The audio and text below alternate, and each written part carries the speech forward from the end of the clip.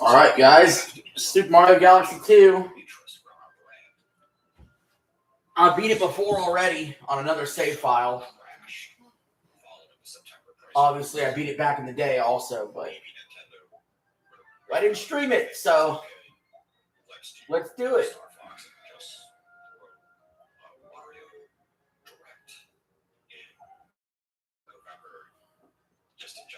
Ow. Get off, cat. Fucking retard.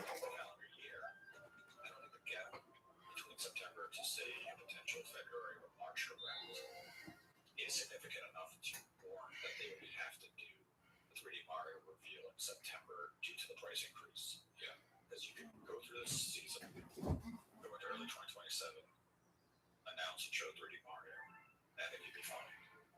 It just comes down to when next year does the game come out, and when you look through Nintendo's approach to Switch 2 since last year, they have been very reserved in announcing games in the long term. Splatoon Raiders and Fire, unfortunately, are the outliers. Those are the only games they announced way in advance, but after they announced them, they went silent. They didn't speak of the games again for 9 to 10 months.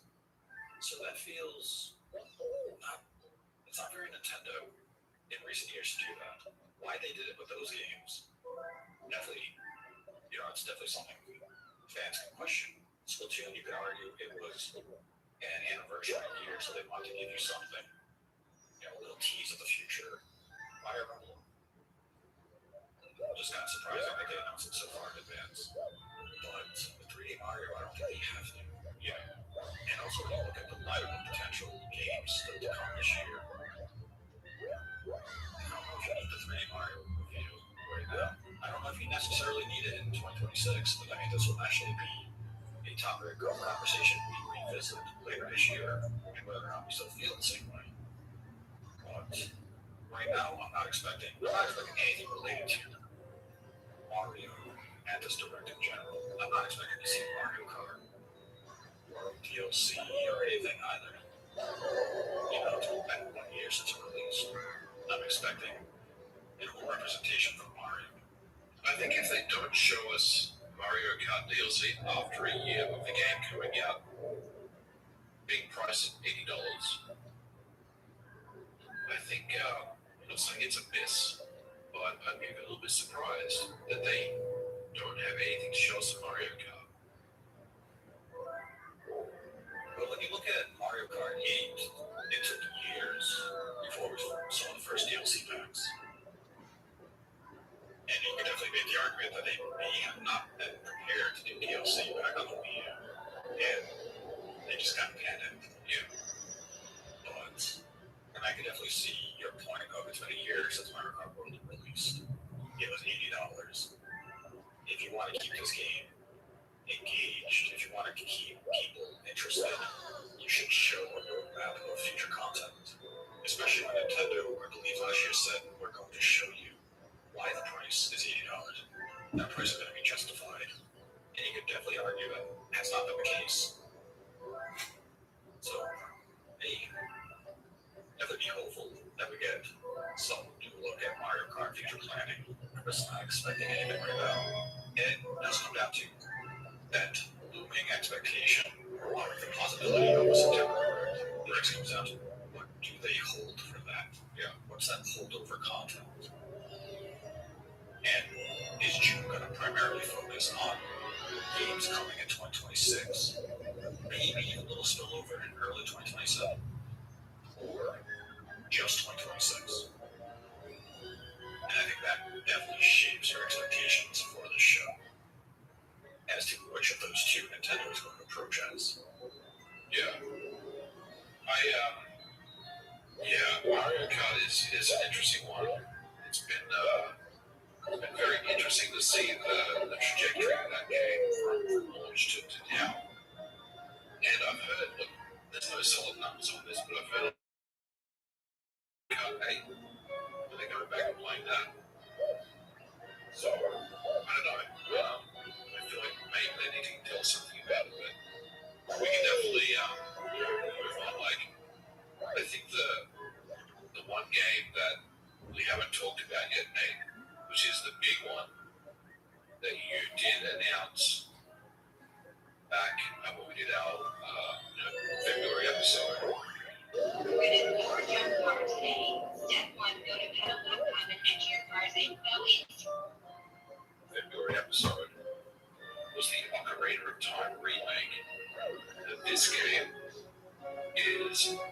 believe, an absolute lock for this Nintendo Direct.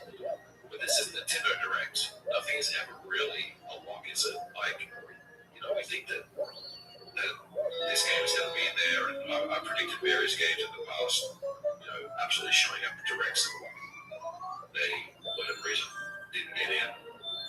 But I think Ocarina of Time Remake is a game that will probably close out the show, and I think it's going to impress. What do you think? Am I on the right path here, or do you think that it's not quite time yet? I think if Ocarina of Time is to be positioned as Nintendo's holiday release, this is the right time for them to reveal the game. You could definitely bring up the counterpoint of what Nintendo did with Star Fox. What if they don't have it in the Direct, and then a few weeks they decide to do a Zelda 40th anniversary Direct, announce it 10 minutes ahead of time, and in that presentation we get a look at the Zelda movie, and then we get the first look at the Ocarina of Time remake with if it's getting a limited edition system or anything like that. No, fucker. Discussed earlier this year, Nintendo's marketing approach has changed. They're using Nintendo today, they're using socials more than ever. But I think something of the caliber of Ocarina of Time remake and as a holiday release, I think not having it at a Nintendo Direct is an error. Yes, that would be a marketing mistake. And I think it has to have a presence here. Maybe not a full on, showcase, to have the Zelda blowout. Just remember that a few years ago. Zelda never showed up to anything. But no, I think it's in the month of June. Even if it's not just the Direct itself, even if it is some succession presentations, Zelda has to have meaningful representation this month, just leading towards its holiday release. But then I think you could also extend to Dusk Bloods if that is the holiday release as well. I think Nintendo has to showcase what their holiday is. And as we discussed in March, if it's these two games, they have to have significant presence in your Direct. Because these are going to be the games that sell your system this holiday. As far as just releases within that holiday season, yes, you have the back catalog of games. But I think both of those games have to have meaningful presence this month and at this Direct. I agree, these games are going to be statement pieces for the hardware and for the software library. Yeah, I agree. Dusk Bloods was launch yet, right? Launch was announced at launch. Yes. So, yeah, we're at the point now where this game needs to show up. And we need to see more of it. It looks very interesting, and it's a game that I think if they show it again, which they probably will, it may be a game that I end up picking up, which I'm pretty excited about. Come on, damn it. But I want to get back to Ocarina of Time Remake for a minute, because this is a very interesting topic. Fuck. Right, Nintendo has various ways of communicating information via Twitter, via the Nintendo Today app, and they've certainly used that format in recent times. And yes, the marketing has changed, no doubt about it, in the last 12 months or so. But we have to be serious. This is a general Nintendo Direct, and if you're not bringing your best game to this Direct, then I think you're right, that's an absolute miss. So, for me, Ocarina of Time Remake will probably close the show out, and we'll probably see about 10 minutes of it. I think, I don't know what to expect, but I have an idea in my head about what I want this game to be, and I'd like to think that it's not going to disappoint. Legend of Zelda Ocarina of Time obviously is one of the best games ever made, and it's beloved by so many people. But it's also a very old game on the N64 that runs at about 20 frames per second and has a lot of issues. So I think Nintendo is fully aware of that fact, but it really depends on Doodles. the developer that's also working on this. But I think if there's any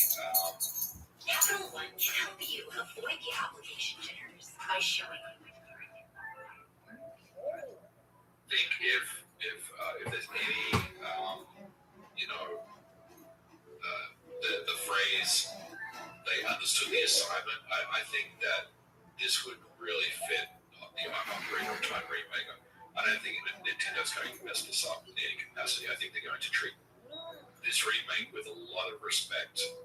So I think it's going to show, and to your point, it may show up again later on in June, maybe the Treehouse event or some additional follow-ups.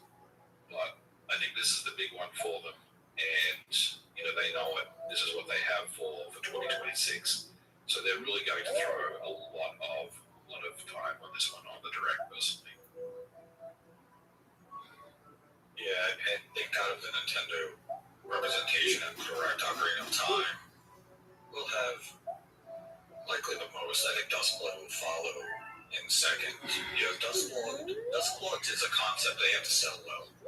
This isn't just a basic FromSoft game. I mean, it's an online game. This is a game that they have to show how all these features of the community features are going to work. I think it's a game that if you look at Night Rain, had multiple online beta playtest. I think with Duskblood, that's something they have to follow as well. They have to do some sort of playtest, be it the summer or fall leading up to its release, so they can make sure the servers are adequate and perform well. But with Ocarina of Time, they have to deliver a lot on this game because, as you said, Ocarina of Time is revered as one of the greatest games of all time. Now, considering its age, it's very antiquated if you were to go back and play it today. And now it's about bringing that game to a modern audience, and doing so you have to be very careful because you risk alienating the hardcore fans. If you change too much, or if you don't change enough, it just becomes very safe. And you have to walk that fine line. So I'm interested to see how Nintendo really approaches this project. What type of quality of life changes do you implement in this release? And when you do release it, how do you approach even its visual and artistic direction? What type of changes do you implement? How much of the game is going to feel familiar to longtime fans? And how much is going to feel fresh and new? So I'm very interested to see what Nintendo does with this project. Yeah. Because even, discussing the existence of the project, not knowing the scope and ambition of the project, that's where the excitement is going to come from. It's seeing the visual direction that the game has, seeing that fidelity, because that is what's going to excite and sell you and hype you. So I'm really interested to see what this game has planned and in store for us, because it's one of my favorite games of all time. So if you want to bring the game to modern hardware and almost allow us to relive our childhood experience with the game for the first time, they have to deliver something special here. And I think Nintendo knows what they have. I don't think they would have touched an Ocarina of Time if it was just going to be a middling effort. This is something they have to approach with care. And I'm really interested and excited to see what Nintendo is going to do with that. Same with Duskblood. I'm really excited to see what FromSoft and Nintendo have in store with that game. But I also want to bring up a couple of other projects that we discussed back in March for Switch 2 release potentially this year, like Pikmin 4 Switch 2 Edition, a new Switch sports game, and even the possibility of a Xenoblade Chronicle 2 Switch 2 Edition, or maybe a definitive edition of some kind. What are the odds all three or one of those three make an appearance here? Pretty high, I think. I like both Pikmin 4, maybe adding, some new content, maybe a new level or something. Xenoblade Chronicles 2 is another one that I can very easily see Switch 2 Edition. Switch 2 Editions are really good announcements at Nintendo Directs.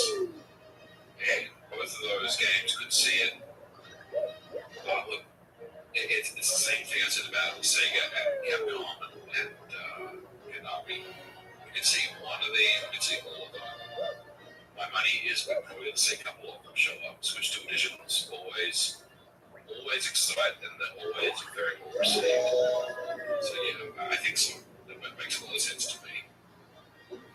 So far with the Nintendo predictions, we've largely recapped what we discussed back in March. Yep. Do you think Nintendo has any surprises that they could announce at this Direct, either as a 2026 release or maybe a early 2027 release?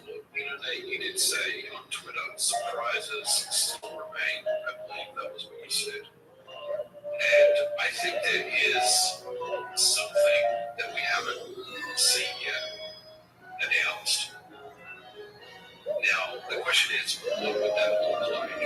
We already discussed 3D Mario, probably not this year, and probably not announced at this Direct, which I think we both agree that is to be the case. We know Star Fox 2 is coming. We could see some more information about that, but we've already seen quite a bit of Star Fox 2 already. The game is coming out just in a couple of weeks from now, or towards the end of the month. So maybe that one's already kind of set in stone. So what would we see from a brand new game that has not been announced yet? I don't think a brand new IP is on the table at this time. So then we have to turn to, I don't want to say the B-tier games, because that's kind of disrespecting some of these franchises, but you know what I'm talking about, the games that maybe don't cost as much money to make. And I'm talking about maybe a brand new Kirby game gets announced, or maybe a Luigi's Mansion 4 game is revealed as well. But I think the difficulty with Luigi's Mansion 4 is you would most likely release it in October, which could happen, right? You could announce a Luigi's Mansion 4 title at a Nintendo Direct in June for an October release. You definitely see that. And that would be a very hype announcement considering how well Luigi's Mansion 3 did. But maybe it's just a Mario Party game or something along those lines. I do think Nintendo does have something they haven't announced yet that we're not privy to. But it's a coin toss as to what that would look like. I mean, a lot of stuff we even discussed back in March are games Nintendo hasn't announced yet. So the game in here would be kind of just a surprise to us. Turn up the heat with Culver's new jalapeno Jack Butt Burger and Chicken Sandwich. Taste that your internet customers.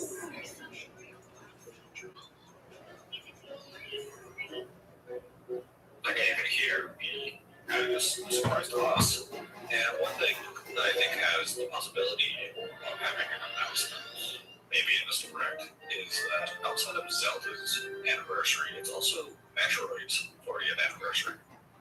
And Metroid may not be at the caliber or tier as a Mario or Zelda franchise, but it is important to the history of gaming. And you can look at some of the rumors and claims from earlier this year that had suggested a Super Metroid remake was coming this year, and even some mentions of Metroid Dread 2. I think of those two, if we were to see a Metroid announcement at this Direct, I think I would favor a Metroid Dread 2 announcement. I think that would be the game that makes the most sense for an announcement this year. But I'm not saying release this year. I think that would be a release in 2027. Because, as we kind of outlined, 2026 is becoming quite full. And Nintendo essentially, it looks as though they would have a release every month from this month forward, especially if you start including things like the hypothetical Switch 2 Sports, your Fire Emblem, the potential of a Pikmin 4 Switch 2 edition, Xenoblade Chronicles Switch 2 editions, Zelda Dusklands. It's a very full lineup. And then, as you mentioned, what if we do get a 2D Kirby game? What if there is still a to-be-announced game of, we'll call it, as you said, like a B-tier Zelda franchise or B-tier Nintendo franchise getting a release this year, just out of nowhere, unexpectedly. You would have one or two releases every month for the remainder of 2026. So I think the game, as you mentioned, like a Luigi's Mansion 4, Metroid Dread 2, I think those are too big to just slot in a month this year. I think those are games that would be better off served for 2027. Come on, man. So I want to see a Metroid Dread 2 get announced. I think it makes a lot of sense. And it fits into that anniversary line. It's been a long time since Metroid Dread 1. Metroid Dread, first one, released. And it sold its best-selling Metroid game. So naturally a sequel makes a lot of sense. I think that would be my surprise announcement from Nintendo at this Direct. A Dread sequel. I like where you are headed with this. I love the fact that, you're throwing in a Dread 2 game. So I really like Dread a lot. I don't know. I'm not sure if it's the right time for a Dread 2. I think the only thing Metroid we're going to see maybe is an NSO drop of Prime 2. And if they can figure out Prime 3 Corruption, then we're going to get that too at some point too. But I can see Prime 2 dropping on NSO. That's another thing, like NSO, announcements, they usually kind of show up in September where they may be announcing a system and kind of refresh the list of games. But man, we've hardly gotten anything on GameCube. We've had a sprinkling of titles here and there. But I think Nintendo really needs to up the ante a bit and show us what's on the forecast over the next few months for NSO. Starting with Prime 2. I like Prime 2 for this Direct. I'm not sure about Dread 2 personally. I can definitely see some NSO roadmaps here. It tries too much. But at the same time, it's feeling like this Direct maybe got a little too heavy in software announcements. Yeah, maybe we were a little too ambitious with our prediction. We always are. True. I mean, those third-party predictions, first-party predictions, it sounds like a very significant Direct. If even half of it were to come true. But definitely excited for Nintendo could have planned for this Direct. Something to look forward to. And as we mentioned at the start of the episode, we're going to look at the quality of everything that's happened over the last week. From Sony State of Play, some Games Fest presentation, the Xbox Showcase. Nintendo has to continue that trend to deliver a quality show. And there's no reason to think they won't. For sure. I think it's going to be a good one. And it's really going to kickstart year 2 of the Switch 2, which I think is going to be a pivotal year for Nintendo and the hardware. I think they're really going to find their... No, Yoshi, get back here. The next gear on their software releases. So I think overall this is going to be a good Direct for sure. Agreed. With that, we go to YouTube member questions. Our first comes from Hugo Gaming Me. Do you think that Luigi's Mansion 4 could be there? Well, now that someone else mentioned it and I predicted it, I'm going to say yes, it's going to be there. That had a question from the Swedish Public. Any idea if Atlas will be there? Xbox Switch 2 port on Metaphor, Persona 4 Revival, and Persona 6 announcement for Switch 2. I think any has the possibility of being there from Atlas, as we discussed earlier in the episode. I think my preference and most realistic expectation would be an announcement of Metaphor would be Fantasia for Switch 2. Yeah, I agree. I never played the game because I was always kind of waiting for it on Switch 2. And you know me, Nate, I haven't played my Switch 2 very much, so I'd love to really dive into Metaphor on Switch 2. So hopefully we get it. That had a question from the Dark Voids. I really don't know what to ask, because I have a strong feeling that it's going to be a good Direct. But I guess ask something. Is there a chance for The Witcher getting a Switch 2 edition, and will the new expansion come to Switch 2? Keep up the good work, guys, and Mario Sunshine is a good game. Let's throw that Mario Sunshine comment. I'm not sure if I want to answer that question. question. I think it is an inevitability for The Witcher 3 to get a Switch 2 edition. I think it would just be closer to maybe the first look at the DLC expansion that they just recently announced. So maybe around Gamescom, we could potentially see a Switch 2 edition of Witcher 3 get confirmed by CD Projekt Red. But, we'll see. I think such a release makes a lot of sense if you're a CD Projekt Red to make a Switch 2 edition of The Witcher 3, especially when you look at the quality they did with Cyberpunk. The visual, the performance increase you could get from The Witcher 3 on Switch 2 would be significant and very meaningful. I'd say it's What you want to do is see hundreds of liberty mutual customizes your car insurance. That's great, but can you ask your friend to stop digging into the green? I can ask him. But he's not going to.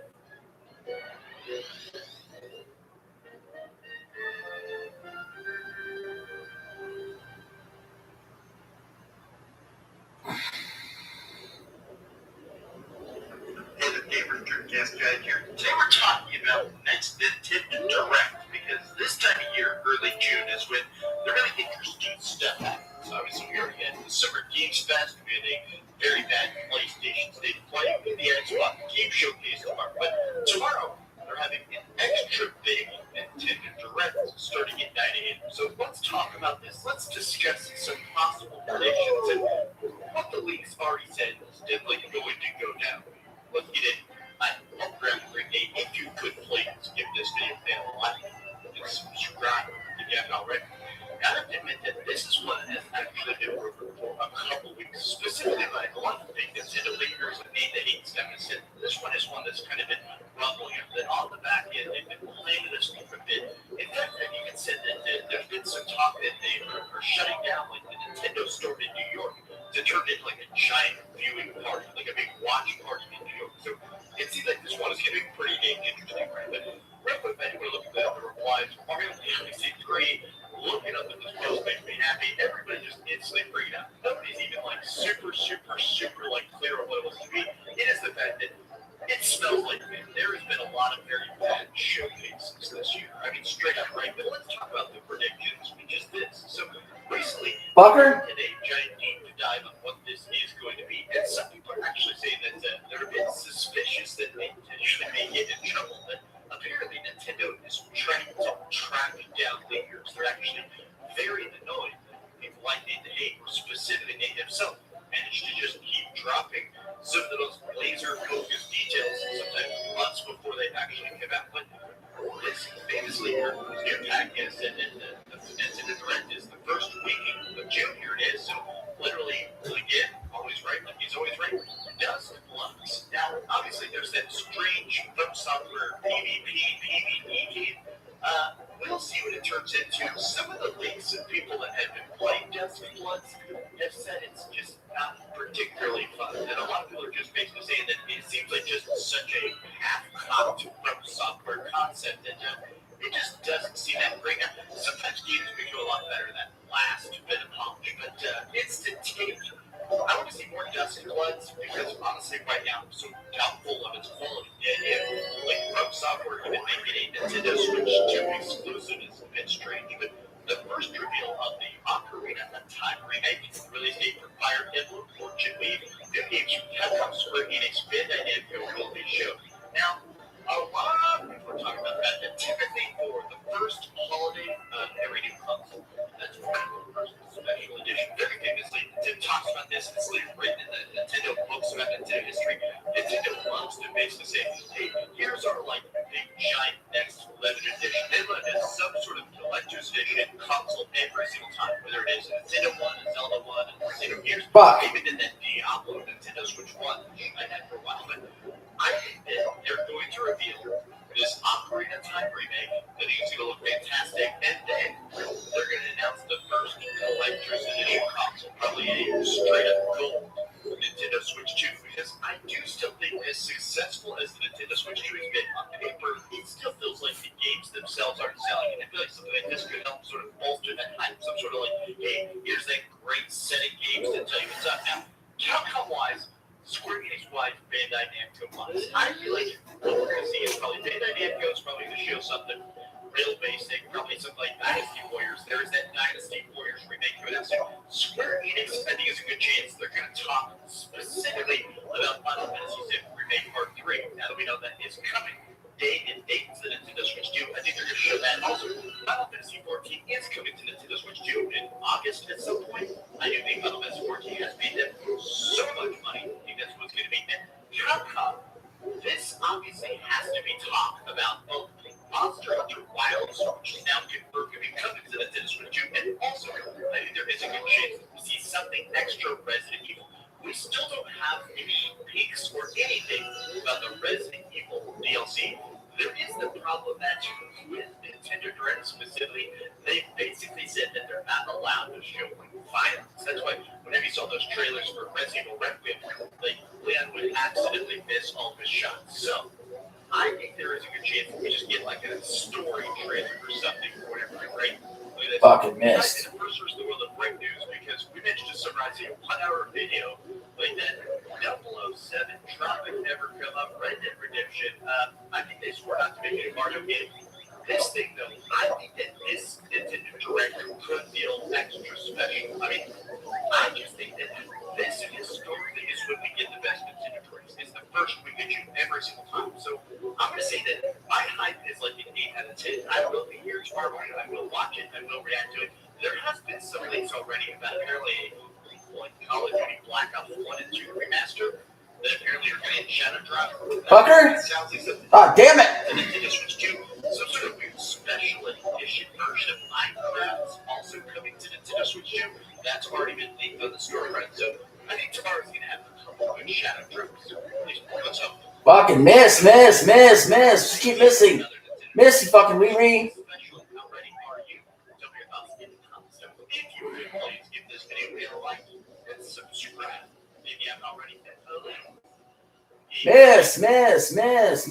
Miss.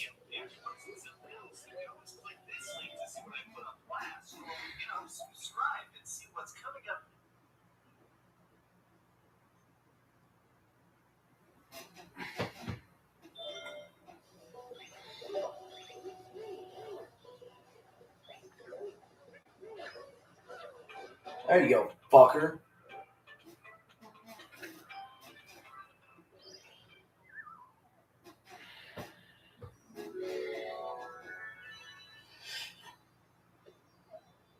Well, it's finally happened. We are getting a general Nintendo Direct during this E3 season, and a lot of people have been looking forward to this, and I feel like expectations are very, very high for this as well. Obviously, PlayStation and Xbox have already gone. Xbox, I thought, had a stellar showcase. PlayStation was pretty solid as well. We got some stuff at Summer Game Fest, but Nintendo fans are interested in the Nintendo Direct. It's been since September since we've had a general Nintendo Direct, and people are wondering, well, what's next for the Nintendo Switch 2? We obviously have Star Fox at the end of this month, but what is sort of beyond that? There's a lot of mystery and anticipation. We know that we're going to see some stuff there, but what are we expecting to see there? I think that's where things get very interesting. So in today's video, we're going to bust out my little crystal ball and see what sort of predictions we can come up with for this Nintendo Direct. It's general, which means there'll be first-party stuff, there'll be third-party stuff as well. What are some of the things I'm hopeful for, and potentially what are some of the things I'm expecting from this? That's what we're going to talk about in today's video. So, if this is your first time on the channel, please hit that subscribe button. Be sure to like the video. I guess you don't really have to subscribe as long as you're watching this stuff. I don't really care if you're subscribed or not. There's a bunch of other great content. So, Games Fest, the Xbox Showcase, the PlayStation Showcase. You might as well stick around and watch some of the other videos too after you watch this one, because I know you're interested in what I have to say about the Nintendo Direct, because I'm not a Nintendo YouTuber. But let's get on with this and my predictions for it. First and foremost, let's get the elephant out of the room. Ocarina of Time. Like, I mean, come on, dude. Nate obviously was right about Star Fox. I believe he is right about the Legend of Zelda Ocarina of Time. And this is something that, you know, I feel like this could be like the one announcement during it, and they spend the whole time talking about this. Yeah, I'd be fine. You know, I would be fine with it. Obviously, expectations are what's going to be very interesting about this game because of the fact that, well, what sort of remake is this? You know, is this going to be built from the ground up? Is there going to be additional content in this game? What is the size and the scope? Many people are hoping for just a one-to-one accurate replication of the original Ocarina of Time with modern graphics and modern controls. But honestly, I want more than that. If you want to play something with more modern graphics and more modern controls, the 3DS version is right there for you. You can check that out. I want to see a full-on, you know, not necessarily a Final Fantasy VII thing where it's broken up and like things get a little bit crazy. Resident Evil on the GameCube. That is the perfect comparison for what I want from this. Expanding upon things, expanding in the story, expanding in the lore. It feels familiar, but there are new surprises for veterans of Ocarina of Time. And if you're new to the franchise, you can go play Ocarina of Time on NSO. I think this will be the big showcase piece from it. This is going to be the big sort of hulking announcement. And for me, as long as there's some good stuff that goes along with it, it automatically makes for a banger of a show. I love Ocarina of Time. It's my favorite Legend of Zelda game of all time. I still think it plays great. I mean, for the most part, like, yeah, the younger kids, they don't like the way it plays. But that, I think, is going to be very important. Next up, What are we doing? I'm expecting something from Monolith here. Whether or not it's their new game, which could be a Xenoblade 4, or whether it's a new IP or something, maybe with like Xenoblade 2, Switch 2. Oh, there it is. I don't know. I think that's kind of a bit of a cop-out if that's the only thing that Monolith has here. It's been a while since we got Xenoblade Chronicles 3, and obviously, you know, you had Xenoblade Chronicles X Definitive Edition, Nintendo Switch 2 Edition. Rolls right off the tongue. But I feel like it's time for them to showcase off something new, something different maybe. You know, Xenoblade has had its run. It's very successful. It's a very popular franchise. But I do feel like, you know, you could do something a little bit different. It doesn't have to be the next Xenoblade game or anything like that. It could be another sort of RPG style game or maybe even a different genre overall. I think Monolith is very technically impressive with some of the things that they do. And I think it would be kind of cool to see them maybe get outside of their comfort zone a little bit. I think there are some interesting things that they can do within different genres, but even if it's just another traditional RPG game, like I would be cool with that as well. They do usually make very high quality stuff. Aside from Xenoblade Chronicles 2 and handheld mode, because that was just a miss. When you're older, shouldn't you like finding video game evidence? Between no-shows, endless messages, and low-ball offers, it feels like you can't win. Skip the fight with Apple.com. Instant offer, free pickup, and fast payment for your car.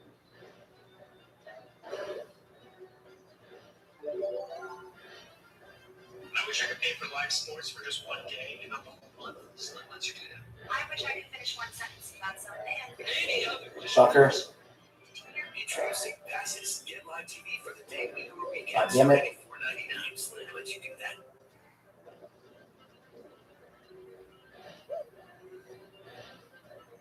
I'd also like to see some Mario Kart World DLC. I don't think I'm asking too much. I fucking jumped that shit. You added in a few little things. Oh, come on. I fucking hit that shit. But like, where is like an expansion for this game? It's been over a year now, and like I get it, you know, maybe a bit of a slow burn with it or something like that. But I do feel like if you bought this game on day one, you're probably not playing that game anymore. You know, at least with other racing. Jesus Christ. Constantly adding in new stuff. Look at Sonic Racing Cross Worlds. They've added in a ton of stuff. Look at the recently released Forza Horizon 6. They've already added new stuff in it, and more updates are coming over the next couple of weeks and months. Mario Kart World has felt like this is what it is on day one, and we're not doing all that much to sort of expand upon it. No, I understand. How? Craftsmanship, as Blockhead likes to say, but I would like to see some additional content for this game as well.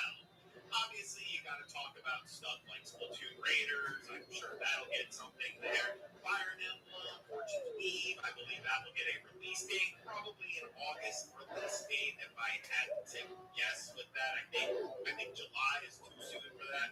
I can see that being an August thing, but that's kind of the stuff that's been rumored. That's kind of the stuff that people are expecting. So now we got to explore kind of the more unknown. More of the, well, what else could there be? Obviously, some people are expecting a 3D Mario to be there. I don't think it is. And just to be perfectly honest with you, I think 3D Mario is a 2027 game. I think you see it at the September General Nintendo Direct, or maybe even a presentation in and of itself. I do not think that you are going to see a 3D Mario game at this event. Could there be more Legend of Zelda stuff beyond just the Ocarina of Time stuff? I do think so.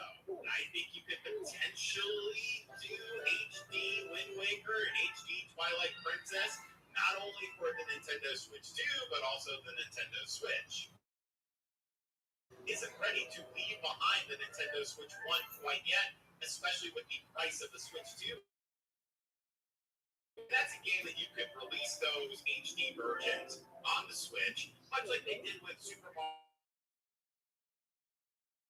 They were available on the Switch. They looked better on the Nintendo Switch 2 because you were able to do higher resolution like that. And obviously it wasn't a night and day difference or anything like that. But I definitely think that is something that they could do, a dual pack of that, or maybe individual. I don't know. I would prefer a dual pack.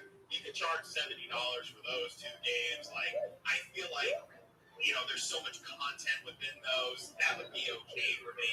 You also have to look at something, though, that I feel Nintendo has kind of neglected recently.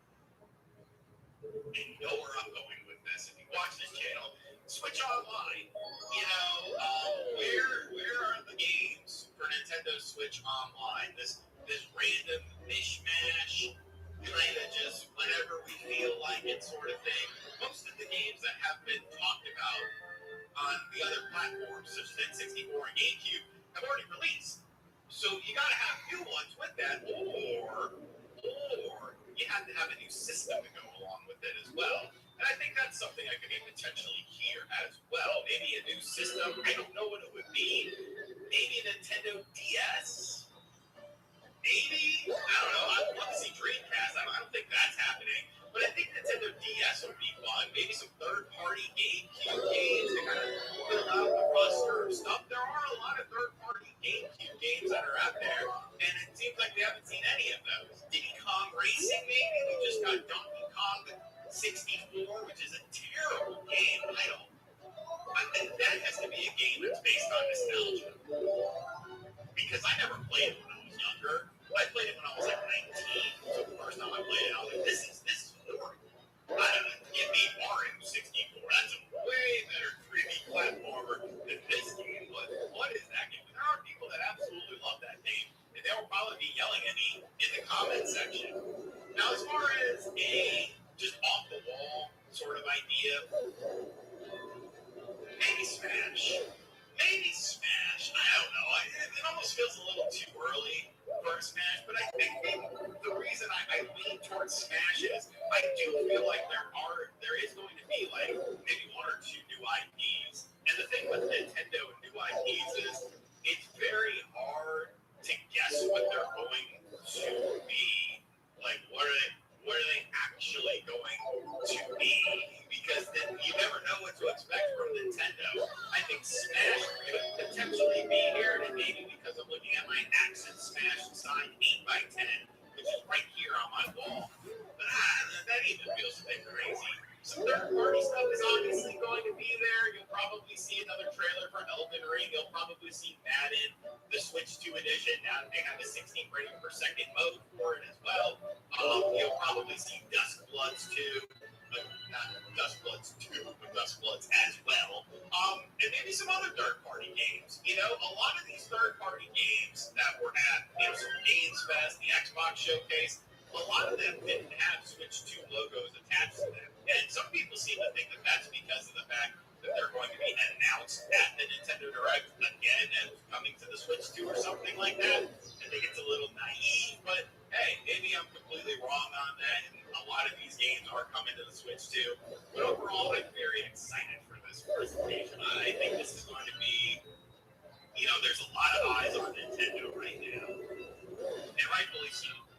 you had all the other companies come out, do their thing, and, to various degrees have been very impressive. And so now Nintendo, being the cheapest system on the marketplace, like I said in my year one video, like I said that Nintendo needs to kind of wake up video, like this is your time right now.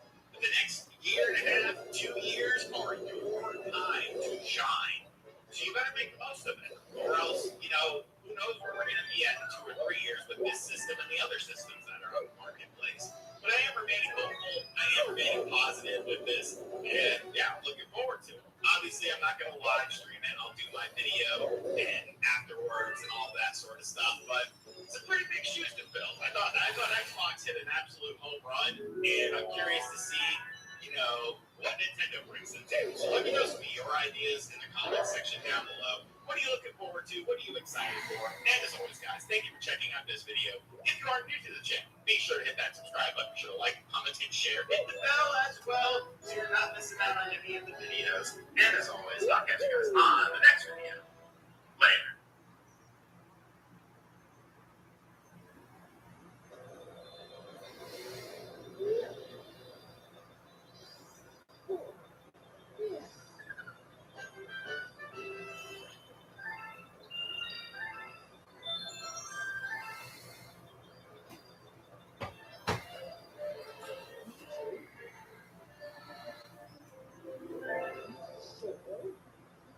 See if you're pre-approved will never hurt your credit score.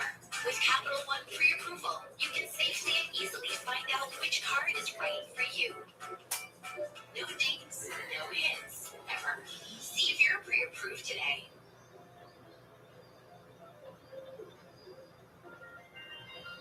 Drop this car on this business page, and I found an SUV with all the features that I wanted. Approved with no credit hit. Nintendo Direct is back alongside a Nintendo Treehouse Live. We've got all the details here in addition to my predictions as well.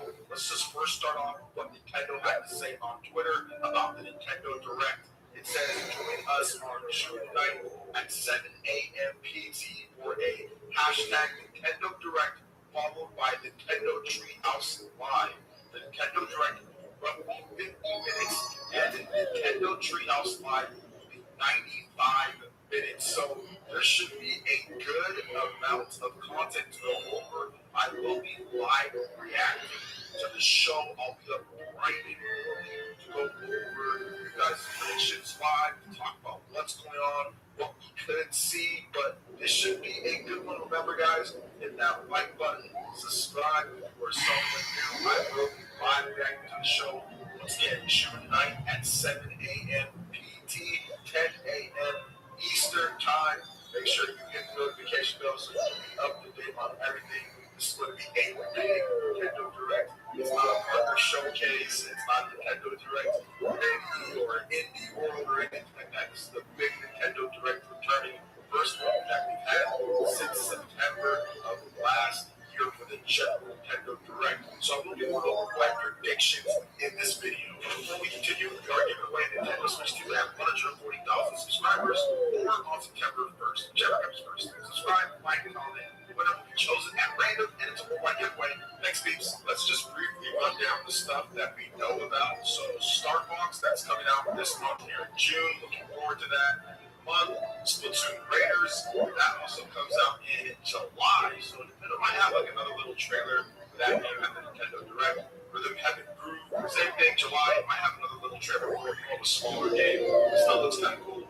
Fire Emblem Origins League, I expect there to be more of a bigger trailer, a release date, more gameplay footage, details, maybe some amiibo, special edition, something like that. And I think that game's going to have a pretty short turnaround. It's going to be kind of shown off again, and then it's going to come out within the next couple of months or few months. So I think that game's August or September. Then you have the Dust Bloods, that game we've known about since last year. And we just got to get more information on it. Kanakawa did confirm, once again, that it is coming out with 26. They dated Elden Ring. So I think this is the next one to get dated. More details, more information. Maybe even like a beta or some type of demo test where we can kind of go in there and test out all my gameplay in there. And then Pokemon wins and waves. It might show up at this direct, it might not. The game is not until 2027. They're making sure to take the time so they don't fall into the same problems they had with Pokemon Scarlet and Violet. So I think we could see it here, we could not, but there's definitely more likely that we see it at the end of the year or maybe next year early. But yeah, they could show something. Okay, what we could see when it comes to new titles or different kinds of games that were not announced beforehand. Let's start off with Mario. Not really going to be going over most of just first party games, third party stuff. We'll see whatever shows up. But when it comes to Mario, new 3D Mario is obviously the big thing that a lot of people really want to see. I'm not sure if it's going to be at this one. They might want to emphasize the next game. We're going to talk about the next franchise. But 3D Mario can always show good. They've been working on it for quite some time. So that is a big possibility.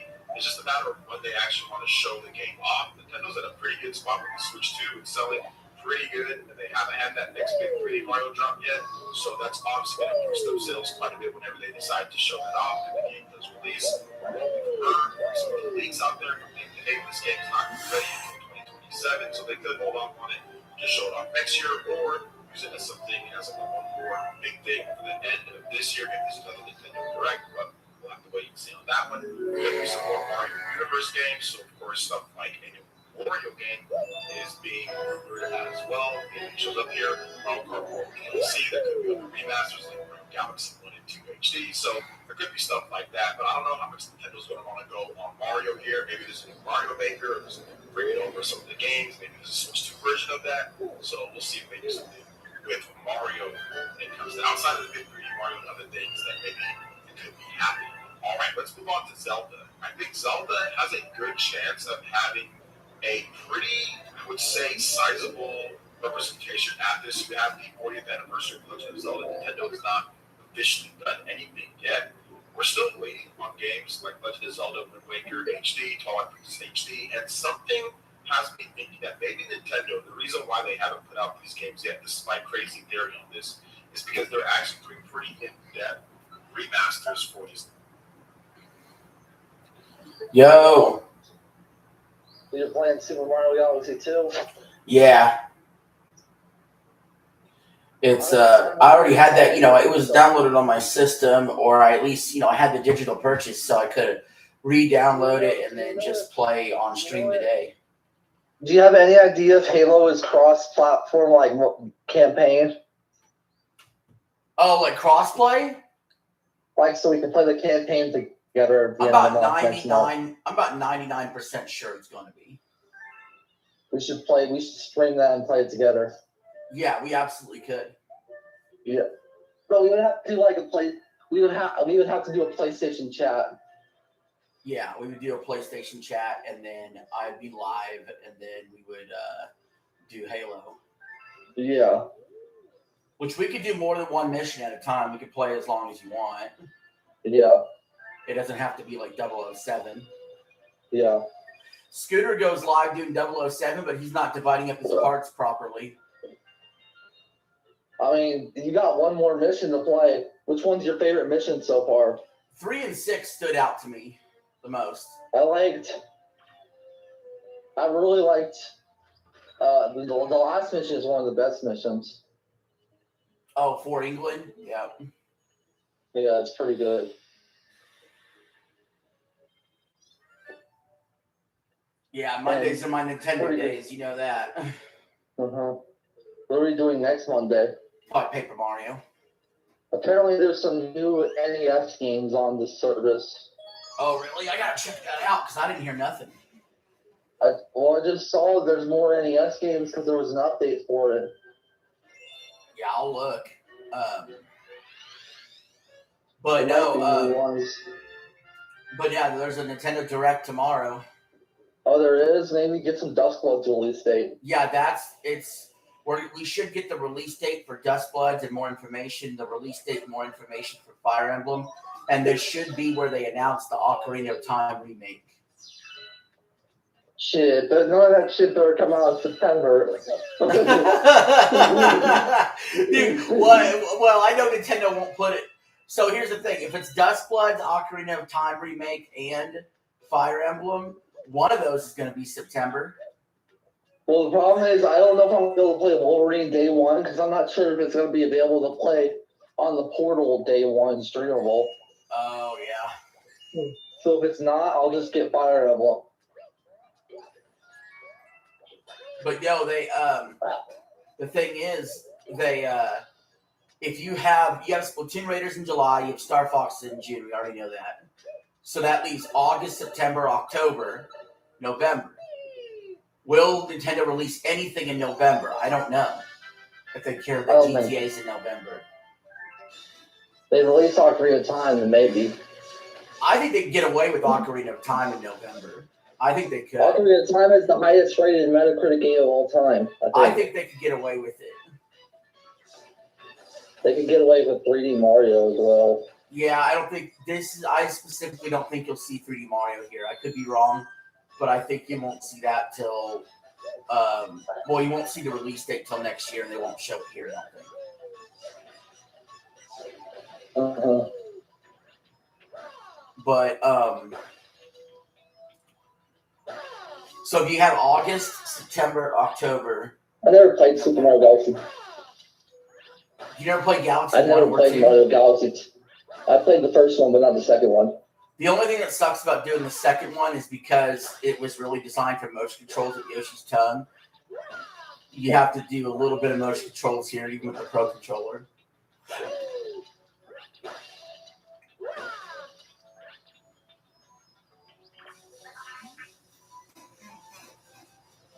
But I've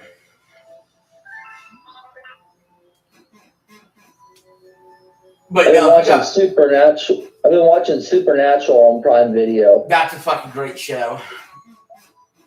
I finally got past the season I was stuck on, which was season 8. Yeah, that's a great show, man. My sister is addicted to it. She watches it at least once a year. That's a lot of episodes. Yeah, she watches the whole thing at least once a year. That means she's watching it every day. Pretty much. Because if you watch like an episode a day, you might get done with the series in a year. Well, she watches more than one episode a day.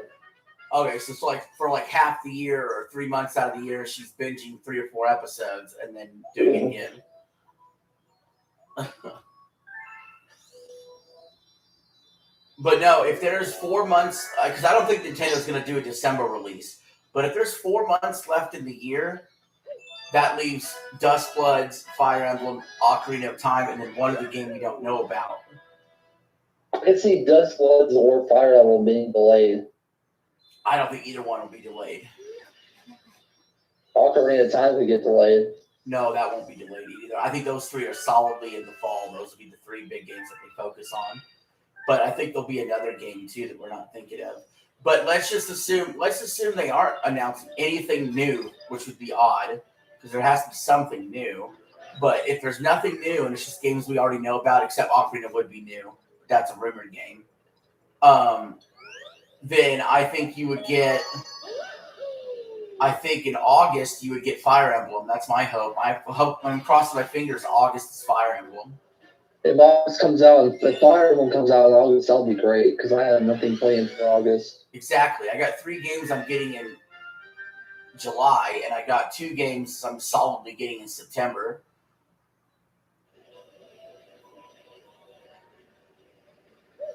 And I don't know when Forza's coming. Hopefully August.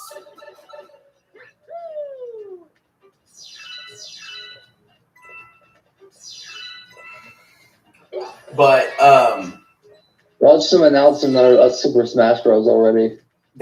I'd be fine with that. I'm actually ready now. I'm in my cycle of okay, now I'm ready for Smash again.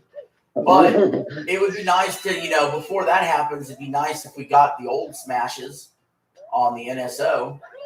That won't happen, you know that. Like the things that I'm really hoping for more than anything is that they just announced, a bunch of NSO games are coming. But like Metroid Prime 2, and here's Smash and Smash Melee, and here's freaking Sunshine, and Hey, at least we finally got Donkey Kong 64, so we could say it was dog shit. Yeah. But like if I got something like a Sunshine, let's say, I would play Sunshine on stream. Like that's a whole fucking release for me to play a Nintendo game on Mondays. You know.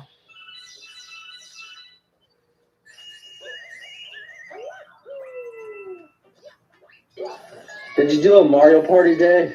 Yeah, I've done Mario Party Day. That was several hours. It was pretty good.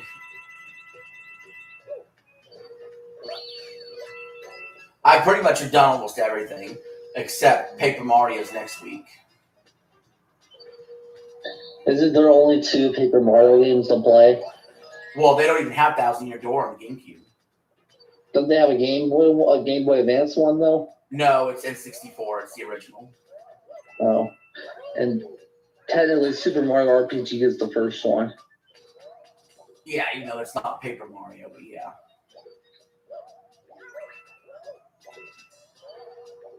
Paper Mario was like the spiritual successor to Mario RPG. Yeah. Well, and really it split off into 2 different series because you had the Mario and Luigi games, which were mostly the handheld ones, and you had Paper Mario, which were console ones. Uh-huh.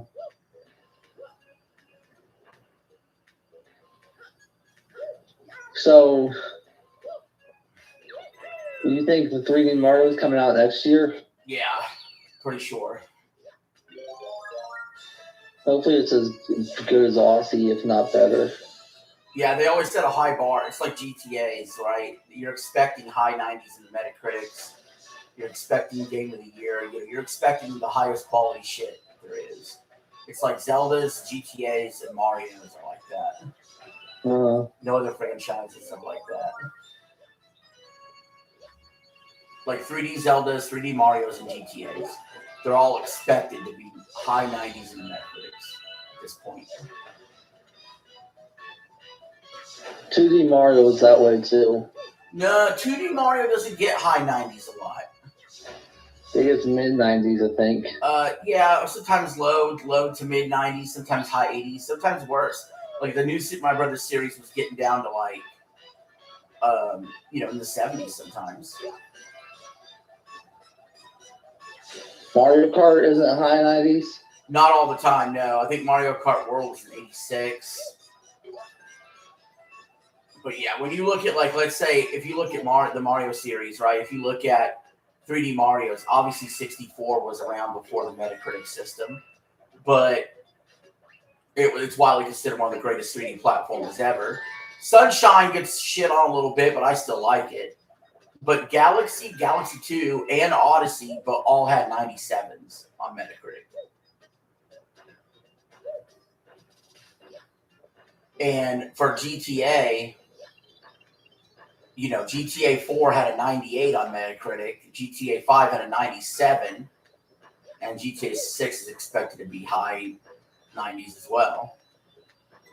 I'm hoping we don't get any Carmelo Anthony protesting at me. Oh, yeah. Because they're about to announce if he gets convicted, if he gets arrested, if he goes to jail or not. And if he does, people are going to protest and be stupid. Yeah, like they did with George Floyd. Right. I'm not close enough to Frisco, Texas for it to be a problem, I don't think.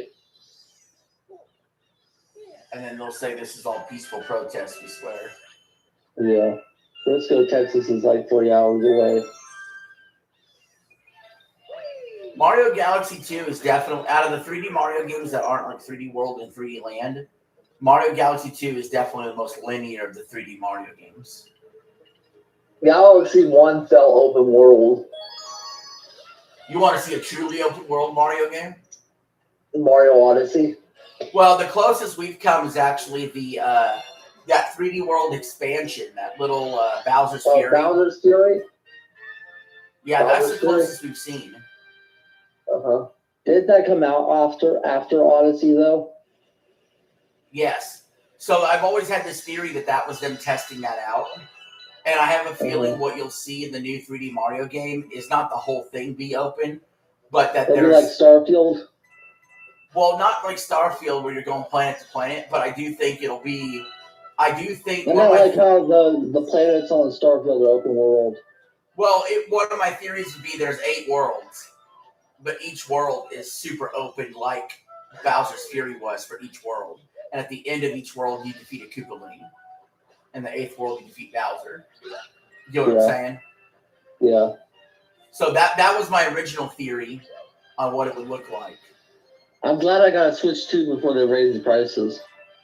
Oh, and then my other theory was the Mario Galaxy 3. well, that's my newer theory. But my other theory was that it was all one big connected world, and there was just different regions you walk through, like Breath of the Wild or Tears of the Kingdom. But I decided that it's more like probably like biomes, where it's 8 different big worlds, like a Bowser's Fury style, with a Koopaling at the end of it. That's what I decided. I don't like Tears of the Kingdom style of world. Yeah, I think it's going to be biomes. I think that they'll divide it up where you have to defeat this Koopaling to open up this next biome, then defeat that Koopaling when you get enough stars or whatever, green stars, coins, whatever the fuck they'll use. That's Are you tempted to get Witcher 3 next year so you can play the new DLC? I'll probably wait for Witcher 4. I already own Witcher 3, so I'm like, I'll do it. But no, I think it could still be the idea I just said. Maybe it is different planets you travel to as well, which would make sense. But it's also called Galaxy 3, since they revived the Galaxy games. The Galaxy movie kind of sucked, I'm not going to lie. Yeah, I don't think it's going to be in my top 10 movies at the end of the year. It was kind of boring. I just skipped most of it. It lost its novelty from the first movie. The first movie wasn't necessarily that great either, but had funnier moments. There was no Donkey Kong in it. Yeah, no, this movie won't be in my top 10 by the end of the year. That may anger some people that are Mario fans or know that I'm a Mario fan, but this movie won't be in my top 10 by the end of the year. There's no way.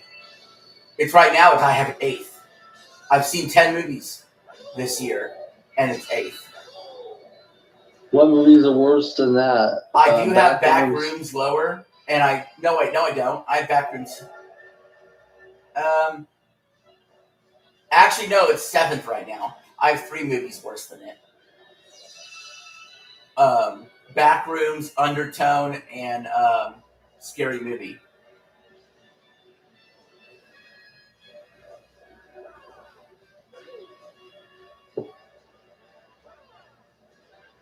What the fuck is that thing? A dragon? Yeah. This boss pisses me off, dude.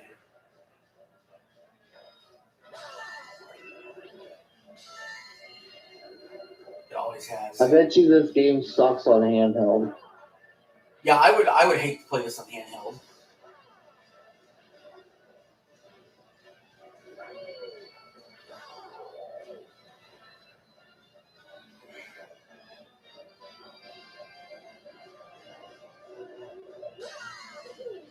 Fucker.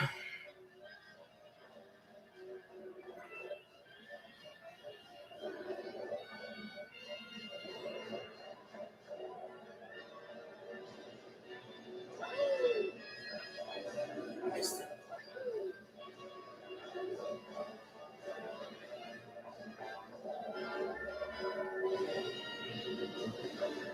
Damn it, missed it again.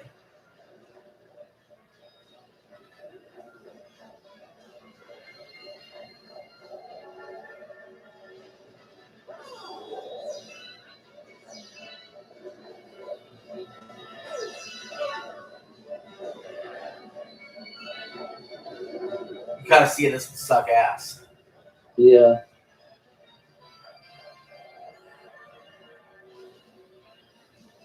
This boss is stupid.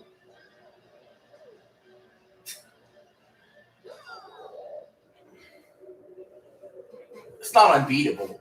Just can get a little annoying.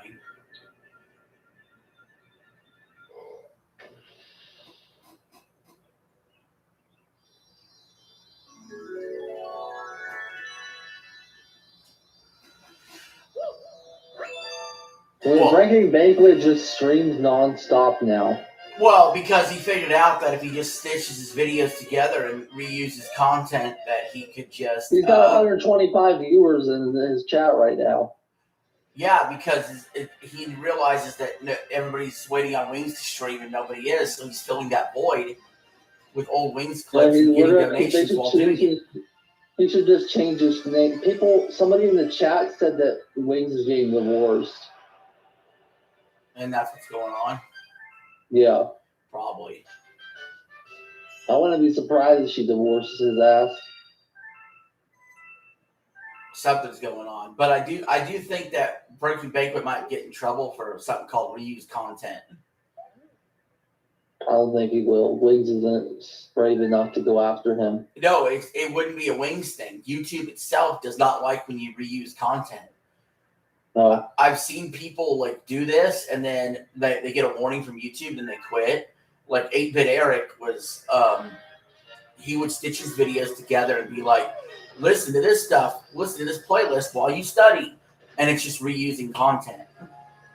And I thought you didn't like 8-Bit Eric because he was friends with Tim's. no, I don't mind 8-Bit Eric. But the thing is, if you reuse content, YouTube knows that, and then they'll figure it out, and then you'll get in trouble. Shut up, Doodles. It's different. It's different if like I'm reacting to my own content. You could do that. I did that with the RTU clips video I did, where I played all my RTU clips that I had saved up, and then reused the content, or not reused the content, but I reacted to the content. But those clips have not gotten me in trouble because clippers all over the place. You know, like Huggy Show clips and Aussie Cobb clips, Locale Live and stuff. These RTU clips have never gotten me in trouble, and I don't do them anymore. I have 37. Are we gonna watch Game 3 of NBA Finals tonight? Yeah, we are. We definitely are. So what's the update on the girl? She should be coming Friday. Oh. But did you get drunk when you were betting on that hockey game? yes. So I was at the bar with my buddy Mark, and basically what happened was I did that instead of stay home and stream. Mm-hmm. And the game went to double OT. The bar was closing up. We almost you told me. done. You told me that on YouTube. Yeah, and I did a little short of us at the bar. I said, "Look at this fucking retard bet on Carolina." And Vegas won. But my team was up 4-0, and then Carolina scored 4 straight goals in the third period, and it was 4-4, and it went to double overtime. Hey, at least it didn't go to triple overtime. Your favorite. And we wouldn't have been there for triple overtime. The bar was getting ready to close. We just started drinking and started hanging out at 7 o'clock, and the game was still going on at damn near midnight. And this isn't no city bar that stays open till 3 in the morning, 5 a.m. for the World Cup.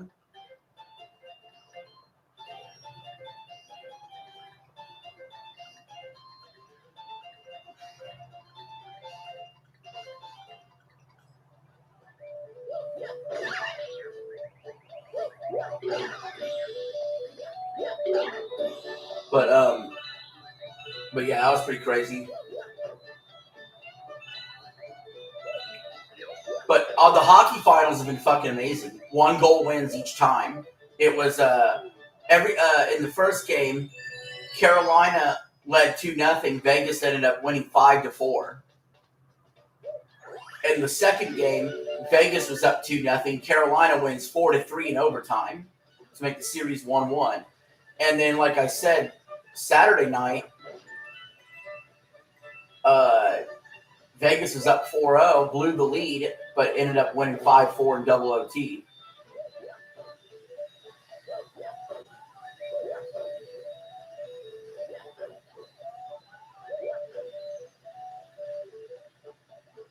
I think the hockey finals have been better than the NBA finals. People said they won't be surprised if Wemby and them are able to come back and win the finals. Huh. I hope the Spurs win the finals. I'm skeptical now, obviously, but the Spurs better win tonight. If they don't win tonight, it's fucking over. Yeah. Because no team's ever come back from 3-0.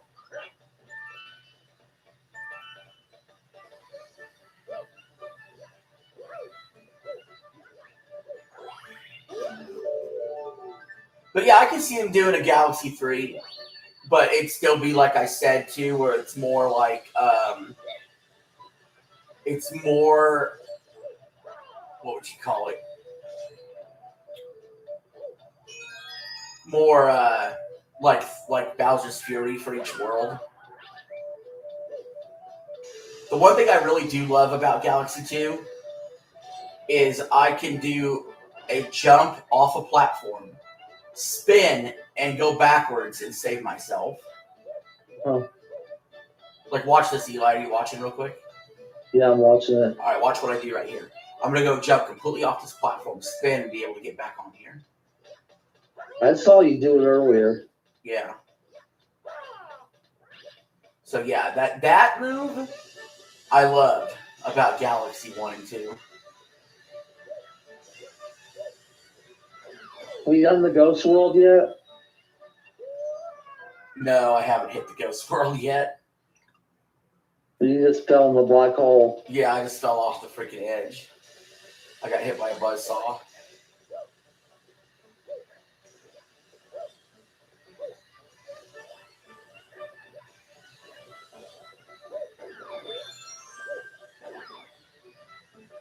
Advent Gold is still bitching about God of War, the new God of War game. Who is?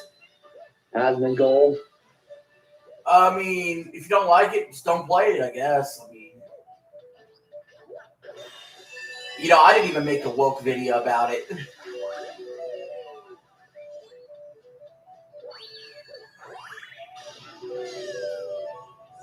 Now, I do agree with Smash JT. They could have made her look hotter. He showed how they could make her look hotter.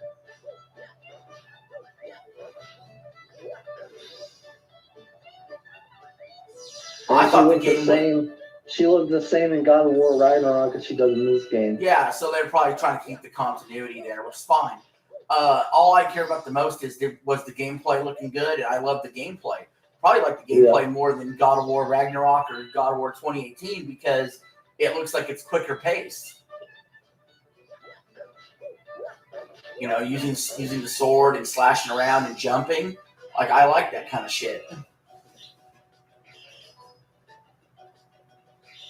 And it's not like we won't see Kratos soon. There's going to be a freaking the God of War trilogy. And the rumored God of War Egypt. Yeah, the one that'll come after that. So there's going to be plenty of God of War, plenty of Kratos. I don't mind the story set up here. I think it's also going to lead to a lot of possibilities of crazy stuff happening. Like, I don't know. I like it. I thought it was one of the better things I've seen all week, despite what people are saying. I mean, PlayStation really did have a shit conference, but God of War and Wolverine looked good. I don't know. I liked most of the games that were at the PlayStation conference. Well, which conference did you like the most out of Game Fest, PlayStation, or Xbox? Probably Xbox. See, I think Game Fest had the best stuff. Is your Game Fest or Xbox? Game Fest and Xbox and PlayStation is how I have it ranked right now. The India game showcase is on right now. Games from India. Oh. Indie That's games on or Summer India Game games? India. Oh, I don't care about that. There ain't gonna be nothing worth a damn. There'll be a lot of phone games, probably. There's probably gonna be a lot of gacha games. Yeah.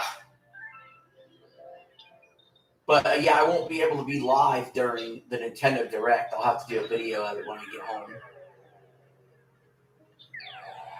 Yeah, I'll probably watch it tomorrow. I'll probably take a lunch around that time so I could go watch it, and then when I get home, I'll do a video on it. And then I'm going to put a poll up of which game or which press conference did y'all like more? I want a Splatoon 4 soon. Splatoon 4? You think Splatoon 4 could be there?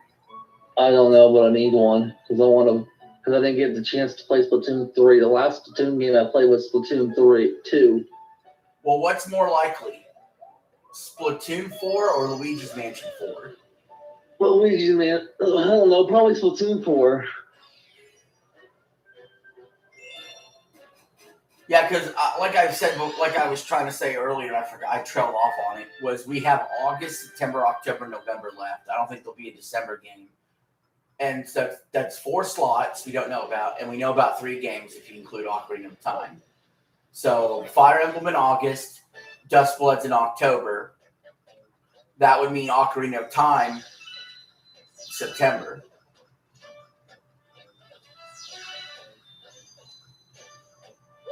But I would be okay. I would be just fine and actually prefer it if Ocarina of Time was in November, early November before GTA.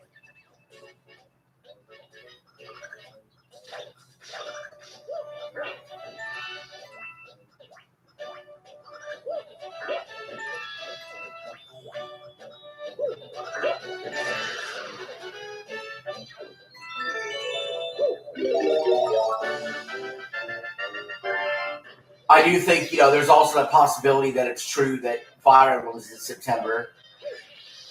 And Fire Emblem in September, Dustblood's October. I mean, what does that mean for August, though? That's the thing. I want something in August. Could Ocarina of Time just be an August release, maybe? Like, that'd be crazy because it's not even announced like the other games are. And then for it to be the August game would be wild. But yeah, I was just looking it up. It says Halo Campaign Evolved has cooperative campaign. Well, yes, but I was hoping it also is crossplay between systems. It is. Okay, there you go. It should be. Like I said, if it wasn't, I'd be surprised. Genuinely surprised. But yeah, we could absolutely do that together. I'm so glad that game comes out sooner rather than later. And those extra story missions.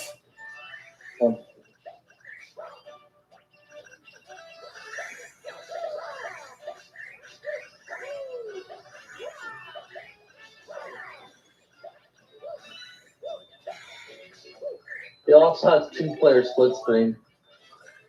Yeah, if you're playing in the same room.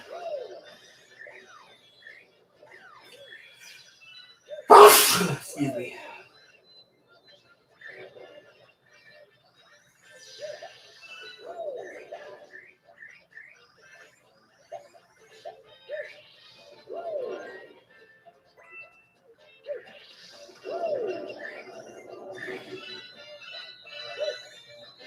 But yeah, if it is a Galaxy 3 or a 3D Mario, but it's just like 8 planets or something, then you're not really in space too often either. You could have more than 8 worlds. I mean, I think Bowser Jr. deserves his own planet. Right? We don't have to stick to the 8-world formula with the 7 Koopalings. You could have the 7 Koopalings, Bowser Jr. and Bowser having its own planet. But you could actually have more worlds than that too if you want to have the Magician have his own planet, right? Kamek? Yeah, Kamek have his own planet. You could have other bosses have their own planet if you want. But then the more bosses you have, the smaller the biomes will be. I think they'll stick with 8 worlds because that's always been a thing with Mario. And I think it'd be the 7 Koopalings. I do think Bowser Jr. will have some involvement in some other way, maybe.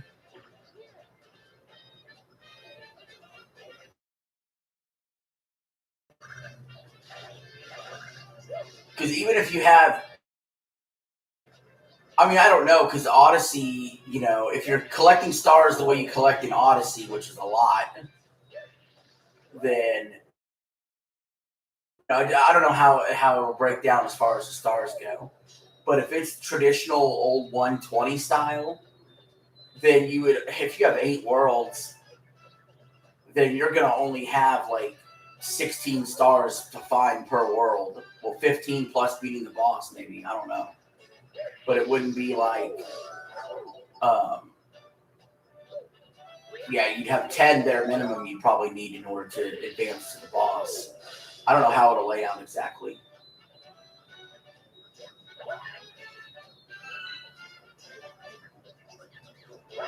Could be Odyssey style, find 1,000 fucking moons.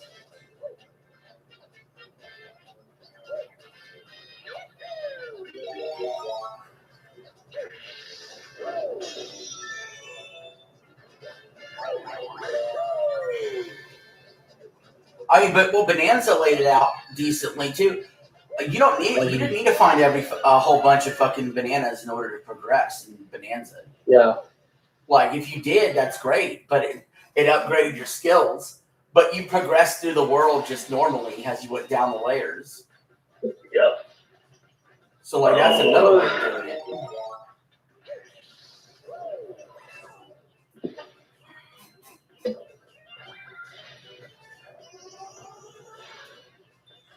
I think Ocarina of Time is going to look fucking gorgeous, remade in 4K. I've seen what fan art of that looks like.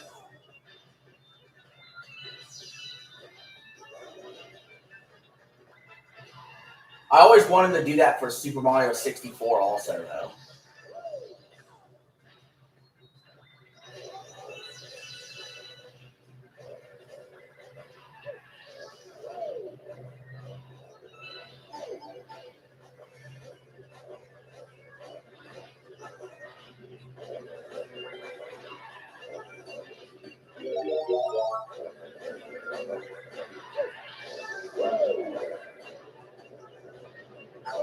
Fucker.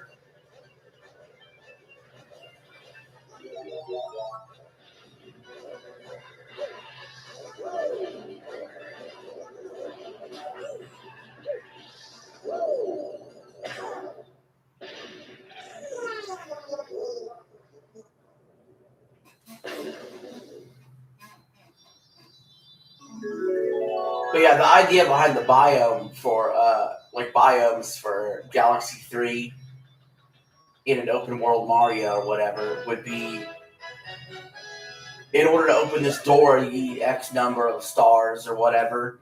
And once you get it, exploring the world, then you could go fight that boss. Once you beat that boss, then you could get to the next planet. That sounds cool.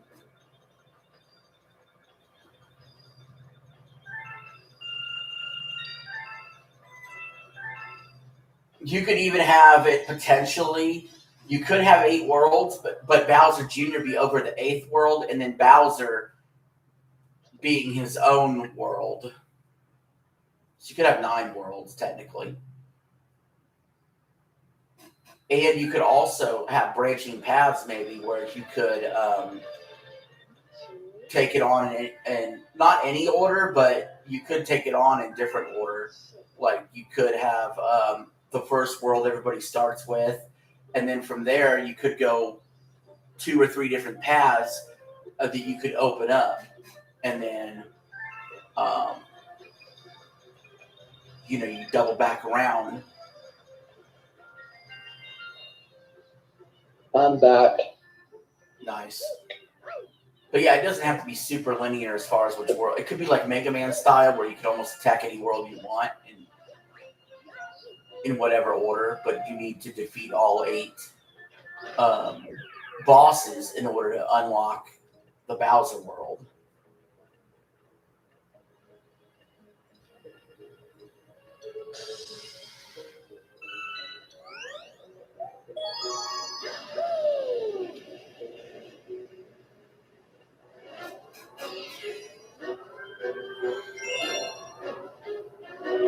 I got 14 stars right now. Now, it's, I will say this, it takes longer to get stars in Galaxy 2 than it does Super Mario 64. Because Super Mario 64 has some cheap stars. Sometimes. Galaxy 2 really doesn't. Every star you go get in Galaxy, you have to really do things. You know what I mean? But I'll say this: it also you don't need as many stars to actually get to Bowser in this game. I think you need 60, not 70.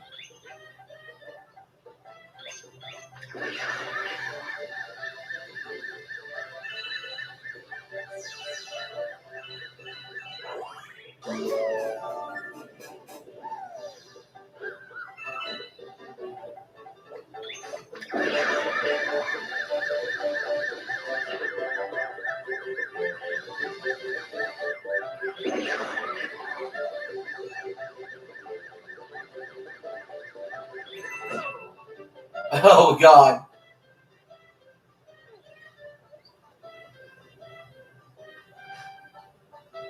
I don't have my Yoshi. Oh, there it is. This star always gave me a little bit of issues with running with the hot pepper.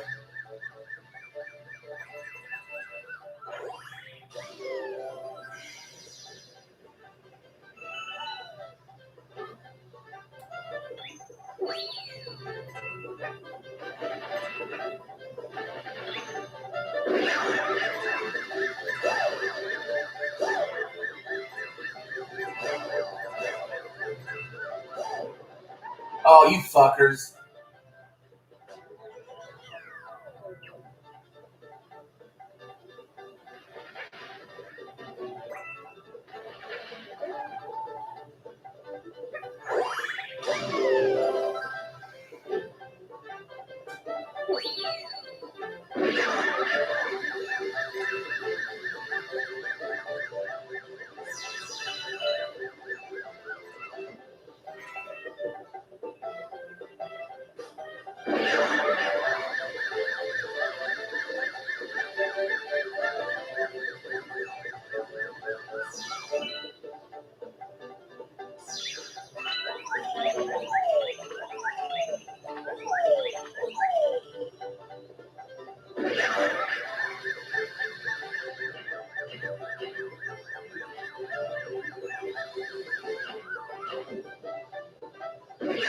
You gotta do this just right.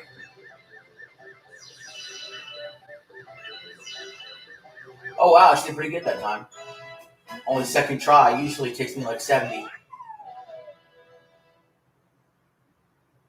You there, Eli?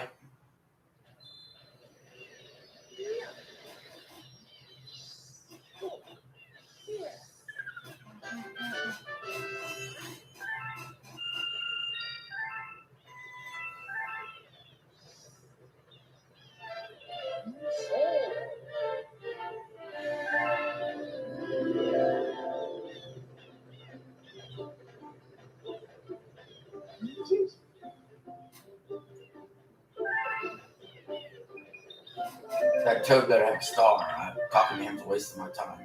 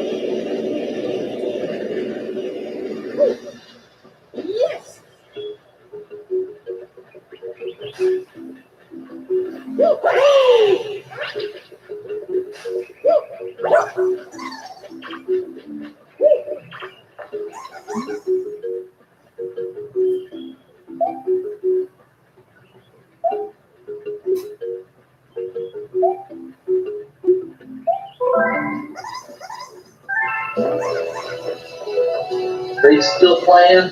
Oh yeah. Just making sure. Yeah, I have to freaking use the gyro controls now. freaking fly.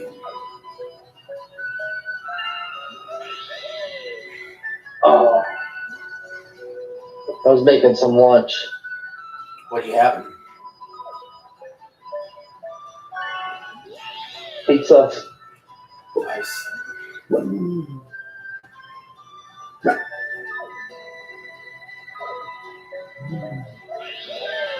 How mad are you going to be if the Knicks win the finals? I'm not going to be very fucking happy about it.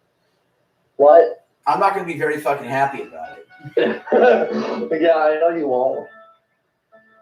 You're going to be hearing about the next 10 years. It'd be like the Jets winning the Super Bowl. Like I don't like to see that shit. Have the Jets even ever won the Super Bowl? Super Bowl 3, Joe Namath guaranteed a victory, and they got it. I always thought I could clown on the Knicks and the Jets and the Giants forever. Well, the Giants I can't really clown on, but the Jets and the Knicks I thought I could always clown on them.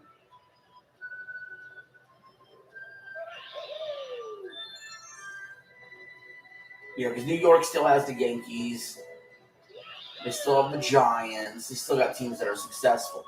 But the Jets and the Knicks, I thought I could always clown on.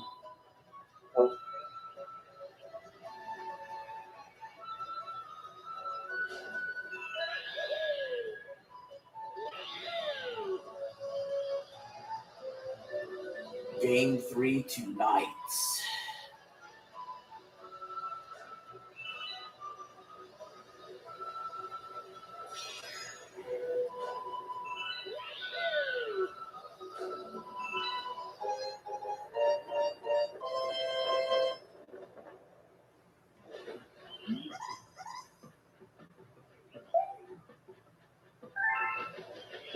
That was not that bad. That was actually really easy.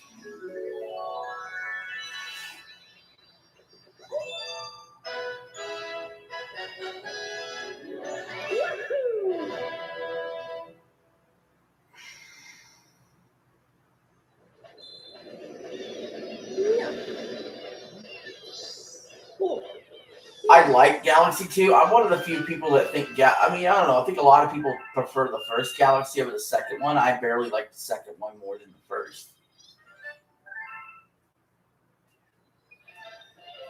But I still think Odyssey is better and Super Mario 64 are better.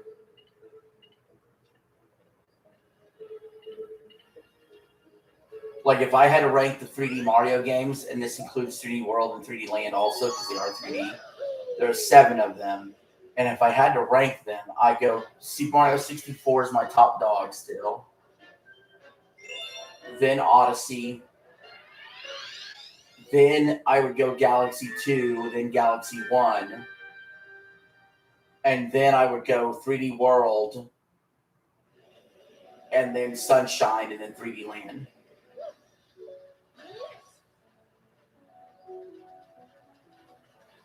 And 3D Land is not a bad game at all.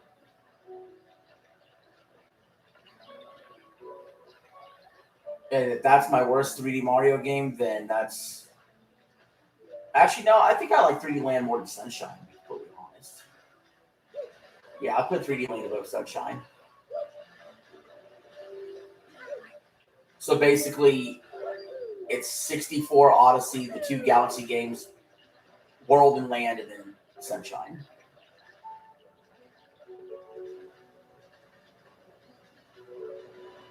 And Sunshine is still solidly a 9 out of 10, in my opinion. It's not like it sucks.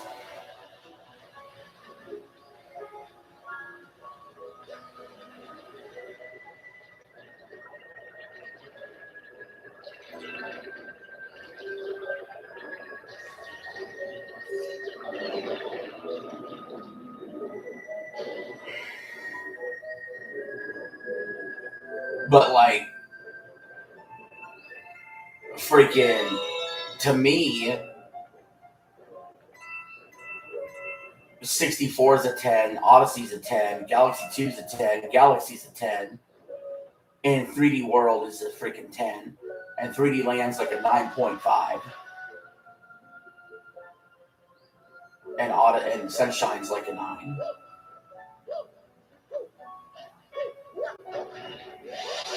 Well, I'm gonna go. All right, bud.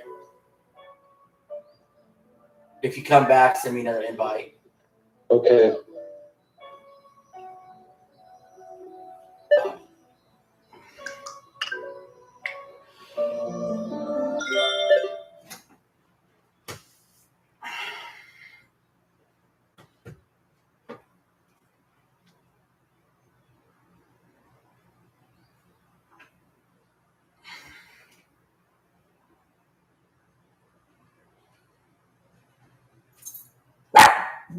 Hey, calm down, girl. Doodles. Relax, Pooh Bear. Now we gotta go help people customize and save hundreds with Liberty Mutual. Where's the golf cart? We've known it for a while, but it's so good to hear it being confirmed. Nintendo officially announced that the General Nintendo Direct is tomorrow, Tuesday, June 9th. I called the date, and now I'm here to call the games. But in this predictions video, we're going to do things a bit differently. I've got 8 categories. I'm going to give you a safe prediction and a bold prediction for each of these. Now, of course, some will be wrong, but maybe one of them will make me look like a genius after we watch the Epic Direct together. I'll be live streaming the thing, so make sure to click the link in the description down below so you can be ready for that live stream to watch it with me. We're starting early and we're already all freaking direct long. So without further ado, thanks so much for being here. I'm Zach from Switch Force. Let's kick in to my big predictions for the biggest day for Nintendo the entire year. The first category is the big Zelda moment.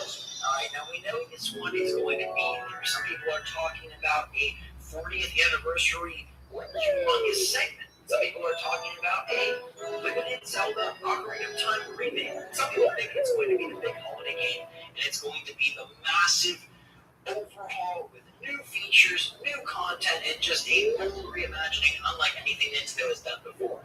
The same prediction is that yes, Ocarina of Time remake will be coming, and it will be releasing in this holiday season, and it will look very good.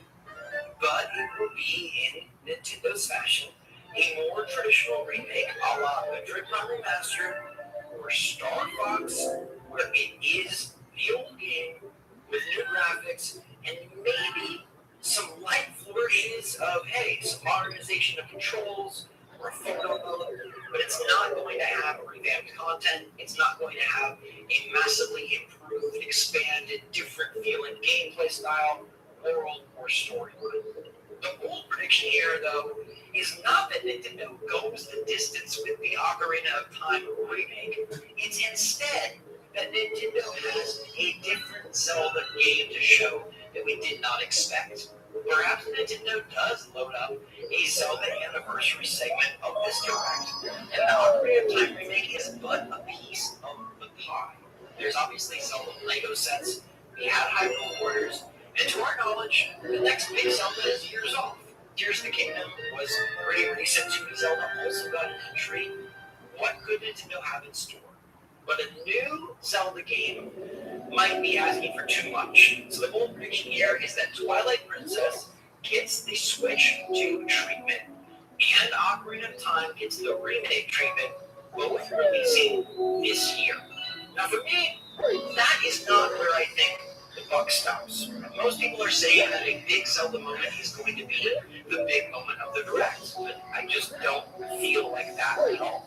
Category number 2 is the holiday tentpole. Talk about this in my video, setting expectations for this Direct and setting the bar. Nintendo needs a holiday tentpole game, in my opinion, beyond Ocarina of Time. I know the game is beloved. I know it will sell regardless of how they package it. But at the end of the day, that game came out decades ago. The Switch 2 is a bold new system, and this platform is hungry for new Nintendo ideas. My safe temple is Luigi's Mansion 4, which I feel like has been talked to and talked about and rumored to death since Luigi's Mansion 3 came out. Next Level Games is a great developer. LM3 was a fantastic game. There's been talk of Luigi Amiibo. We have Luigi's Mansion 2 on the Switch 1. it makes perfect sense for them to look up Luigi's Mansion 4. Can they expand that to be a holiday killer app? I think they can. They just take things to the next level. Luigi's Mansion 3 was pretty big and bombastic. Add some of the same magic sauce that you sprinkled on Donkey Kong Bonanza, and make Luigi's Mansion 4 the Luigi's Mansion. But my bold prediction is one that you're going to want to sit down for. And I don't think this is as far off as some people might believe. My bold holiday tentpole prediction is a new Super Smash Bros. Launching this holiday season. You could say it's crazy, you could say it's unlikely, but guys, it's been a long time since Super Smash Bros. Ultimate. It has been was a humongous catalyst for multiplayer gameplay alongside Mario Kart 8 Deluxe. Now this year, if we're expecting the Ocarina of Time remake, and we're expecting the Fire, Nintendo might really want to get multiplayer. And Mario World did not hit with as much of a bang as was hoped for, and I don't think it's the multiplayer sensation that Nintendo anticipated it to be. So, Smash Brothers is perfect. This is a game that came out early in the Switch 1 lifecycle, so we're due for a new entry. And while most would predict a Switch 2 edition that packages all the DLC, that's too safe for me, and I don't think that qualifies as a holiday tentpole release. People bought the Switch 2 for new games. You're not paying $500 to pay to play. Operation Pizza is a go. Ready, throw. Pay and play. You're not paying $500 to play a repackaged version of a game you've been playing for the last 7 or 8 years. New Super Smash Bros., while I'm likely giving Sakurai's development on Kirby Air Riders, I think it's more possible than you may think, and it's even possible that Sakurai consulted but did not lead development as they opt to go a new direction after Ultimate's insanely long roster and humongous shoes to fill. But regardless, I fully believe Nintendo will have another major first-party game to launch in the holiday season, the November or December window, alongside Ocarina of Time remake. Category number 3 is third-party blockbuster. Now, a lot of people have talked about games from yesteryear, right? They're talking about bringing back Black Ops 1 and Black Ops 2, the package of those two games. They're talking about bringing Resident Evil 2, 3, 4 remakes to the system. And while great gets, I don't find those to be exciting at a Nintendo Direct scale. The third-party blockbuster safe prediction is a metaphor of Fantasia. Now, this is an older game, yes, but I feel like it would do a lot to start bringing the torch forward for Atlas. Because we saw Persona 6 get announced at the Xbox Showcase, no Switch 2 logo. We saw Persona 4 Revival get announced at the Xbox Showcase, no Switch 2 logo. I don't know how Atlas thinks they're going to get by with skipping out on Switch 2, but I have to believe that Nintendo is waiting to announce these things themselves. And what better way to prep the waters than to bring Metaphor, their most recent super awesome, successful, stylish, and fantastic on-the-go game. I played that thing on Steam Deck, to Switch 2.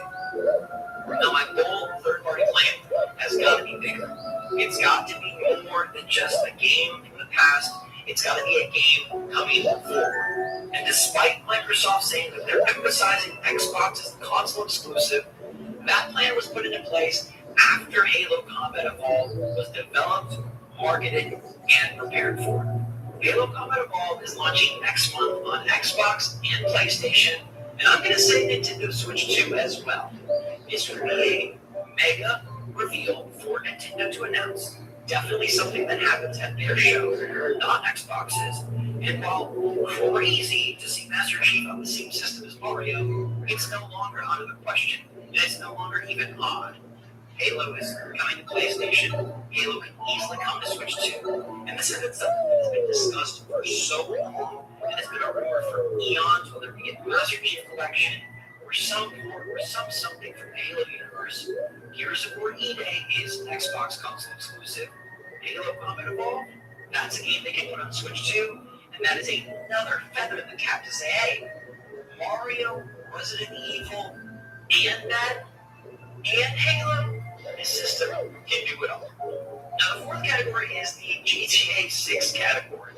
And the safe side of this is there's nothing about GTA 6. And honestly, I'm leaning very heavily in this direction. Maybe one day GTA 6 does come to Switch 2. I don't see that happening now, and I don't see it happening at launch. The bold prediction is that they do announce GTA 6 for the Switch 2, and it's day and date with the other platforms. This would be the single biggest third-party announcement in the history of Nintendo. I'm gonna just say that, put it out there. This would be their biggest third-party gift ever. If GTA 6 is somehow able to launch this fall on Switch 2, game freaking over, and this direct, in many ways, is landmark. If they were able to launch Luigi's Mansion Ocarina of Time, Call of Duty, Halo, and GTA 6 all the same holiday, goodness gracious, what system could possibly top it? But to be fair, I'm going to lean much more towards my safe prediction here and say that I do not believe GTA 6 has a place at the upcoming Nintendo Direct. Category 5 is Nintendo Legacy Content. So this is the Switch 2 type stuff. This is the new systems being added to NSO. And the safe one is obviously Pikmin for Switch 2, Xenoblade Chronicles 2, Switch 2. I'm going to be honest and say I have zero fight for either of these. I think we are at the point where Switch 2 editions are more important than Wii U ports. Now, the reason I say that is because for many people, the Wii U port was not played. It was like a new game on Switch because the audience of that console was relatively so small. But this is different. Moving Switch 1 games to a Switch 2 2.0 doesn't do much if you've been a long-time Switch owner. I played Pikmin 4. I played Xenoblade Chronicles 2. I have no desire to rebuy those games. And while it would be nice to get a $10 upgrade that has some nifty content, I don't think these games move the needle at all. I also don't think that Nintendo would really gain much from announcing more virtual console stuff. I think it's safe to say there will be another wave of GameCube titles, but Nintendo has gone soft, I feel. The Game Boy Advance games, the GameCube games, they could easily be doing one of those a month, two of those a month. They seem to randomly alternate. We just got DK64. There's still a few titles that are left over from the last GameCube lineup. I could easily see them announcing it, but to me, it doesn't move the needle. Guys, if you're still following in 2026, what are you doing? I could easily see them announcing it, but to me, it doesn't move the needle. The only bold legacy content I can see is that they do bring Smash Brothers back in an ultimate fashion. But the way it becomes bold is that instead of opting for a new Super Smash Brothers game this holiday season, they kick off a new Fighters Pass. And rather than making you wait, it's included with the game. That's how you get everybody to rebuy Smash Brothers Ultimate Switch 2 Edition for a second time. You say there is a third Fighter Pass with exciting characters. One of them has to be Waluigi. It's out this holiday season. The full roster is on the card. The entire roster, that is a historical piece that everyone will want to buy. I'm not somebody who cares much for my physical games these days, but I would buy that. To have everybody, they're all here under one roof, aka one red game card. That would be awesome. And I do think if they do not do a new Smash Brothers, then they will be doing an old Smash Brothers. It is a franchise that carries the multiplayer banner, the Nintendo Switch Online banner, and it's something that I believe Nintendo is ready to leap on as 3D Mario and Legend of Zelda are more off in the distance. Now, Category 6 is Mario. What the heck is going on with Mario? Notice I haven't mentioned Mario once, and that's because I don't think Mario is released in 2026. But it does factor into my bold predictions, and safe as well. Now, my safe Mario prediction actually is flipped upside down because it's going to be Mario Land. Now, this has been rumored for a bit. There were 2 rumors that just popped up last night, and people are saying that Mario is due for his own game, not in the Where genre. But Wario Land would be interesting. I don't know what they would really do to make that game shine, but given what we've seen out of titles like DK Bonanza, Kirby the Forgotten Land, there's absolutely a way to take Mario's characterization and move it into a direction that's incredibly exciting and forward-thinking. Maybe Wario is where we do see new mechanics come forth, and that is the character / franchise to be evolved in 2026. Maybe that is the one that really shocks us, and while I would be surprised, I would be pleasantly surprised. The bold prediction, what I'm leaning towards actually being a reality, in fact, both of these can happen, is that 3D Mario is teased at the end of the show. Many people are saying that, Zach, Zelda Ocarina of Time is going to be the closer. Don't get your hopes up. No. I think the closer is Mario 2027. I think you have to show that game at this direct. It's been a full year. Remember we saw Mario Odyssey before the Switch One even released. People were messing around with Switches on their rooftops and in the basketball court. We saw Mario Odyssey teased for the first time, and then it released later that year.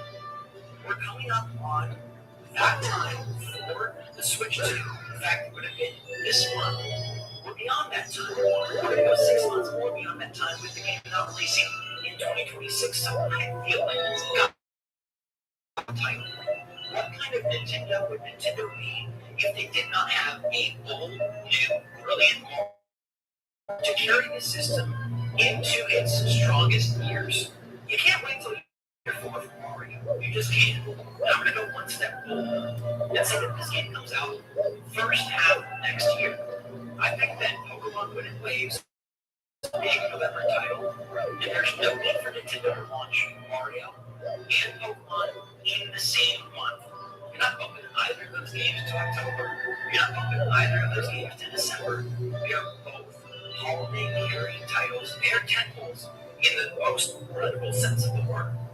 I think Mario 2027 comes out in the first half of the year, and Nintendo leverages this as a add-on to 2026. Like, think of Mario 3D Switch 2 as part of our lineup. Maybe we do have Ocarina of Time remake, and maybe we do have Luigi's Mansion 4 or Smash Brothers comeback. But Mario is the big title for you to be hyped about. I think it's really important that they do tease the future. I think it's really important that they go forward at least a little bit to 2027. Maybe not as much as the Xbox Showcase, but in a way that says we've got a roadmap, we've got a future, we've got something that is going to be for next year. And honestly, I'd like for them to go 2 games deep, but I'll keep my prediction right now very confidently and strongly in a Mario 2027 advance. Category number 7 is the surprise that either everybody saw coming or that nobody saw coming. So the safe one is the one that everyone saw coming, and that surprise would be a big Mario Kart World DLC bonanza. A package of waves of characters, universes, and courses that is exciting. As exciting or more exciting as what they did in Mario Kart 8 Deluxe. We got some Animal Crossing, some Splatoon. That was really cool. But it's time to move more characters over. Whether that be Pokemon, whether that be Zelda, but we didn't have Link. You could definitely bring so many more. And I think that is one that they absolutely will do. But Metroid could be there as well. Perhaps Nintendo will bring in more characters from upcoming Fire Emblem or games like Luigi's Mansion. That universe is rare and ready to expand. And I think the world aspect of Mario Kart World wasn't taken full advantage of with their open world, but it can be taken advantage of with a bold DLC wave pack. And oh yeah, you will be paying for it. There's no way they give that away for free. But that's something that could be carried forward for months. It's something that you can use in down months as a second title in other months. It's something that you can carry forward as people buy Switch 2s to say, hey, here's a new way to reinvigorate this audience. There's no way in my mind that Nintendo lets Mario Kart World just lie. It's been a year. There's been no DLC. There's been some updates to the modes. They've teased things in that way, but there has to be a DLC plan. If there wasn't, I think there would have been a bigger deal about what has been changed and what has been added. Instead, they're keeping quiet and saving all of that juice for whatever they're ready to announce tomorrow. Now, for the surprise that nobody saw coming, it's literally something that nobody can see coming, not even me. The new idea for Nintendo would be the boldest this way to send shockwaves around the internet.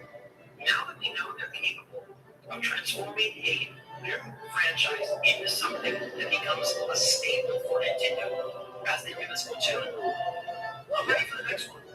It's been a long time since Splatoon 1 came out, and Nintendo's only other real attempt, in my opinion, has been ours, which didn't really make it very far. I think Nintendo is ready to try a new IP and establish another type of character. Because look, they've got movies, theme parks, merch, stores, and games. They might have plans for TV shows, specials, and more. We've got baby books, baby blocks, and all sorts of action figures. They are moved to add to that arsenal. Hey, I'm partnered with Capital One to tell you why you should try Capital One free. Y'all know I use my saver card for food and travel online. It rewards me for what I love spending on most. Food. With Capital One, you can see which cards could be To that arsenal. You can only do Mario so many times. You can only do Animal Crossing so many times. By the way, I don't think there's any hint of anything Animal Crossing in this show. Sorry to all the viewers that used to watch me play that game obsessively. But a new IP, I don't know what genre it would be. All I know is that multiplayer would be a part of the package. It's clear to me that Nintendo used new IP as a way to get everyone involved. Splatoon was a new multiplayer title because it's something that they typically lack. Yes, there's card, Smash, the sports titles. Now there's Splatoon. Switch Sports is over there saying, hey, maybe I'll get a Switch 2 edition. Don't really care. But a new multiplayer title could fill so many gaps. It could fill a holiday gap. It could fill a multiplayer gap. It's something that would be exciting and interesting and honestly pleasant. It's something that would invoke curiosity. And I feel like right now the Switch 2 is only lacking curiosity. This is a darn good system. This can play a ton of third-party games. This has a quality and regular release of Nintendo first-party titles. It's got your Pokemon games, it's got your Mario games, it's got your DK games, and it's even got a Metroid Prime game. But what is truly curious about this system? There's no gimmick. There's nothing old and new. Nobody's really using game chat all that often. How does the Switch 2 set itself apart from the Switch 1, besides graphics and stronger third-party support?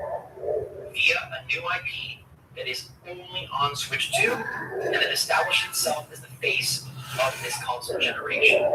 I'd be more excited for a new IP than just about anything else. I think Nintendo's brilliant idea factory could yield something really innovative.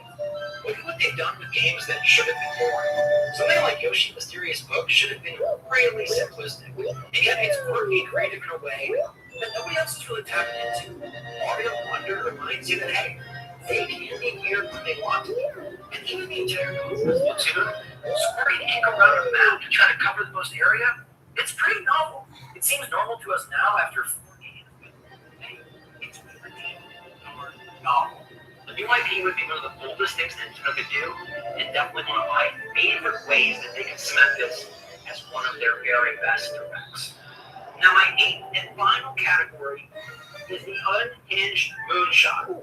This is the crazy type of prediction that doesn't have a safe. It's only bold.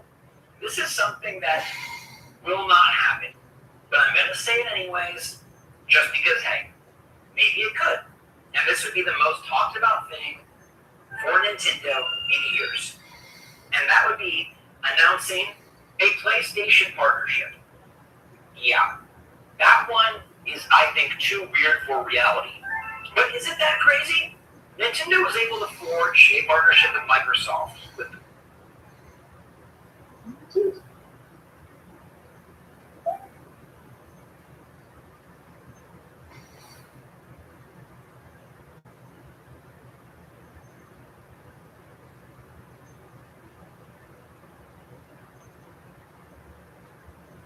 Bethesda, with Activision, with Square Enix, with Capcom, with From Software.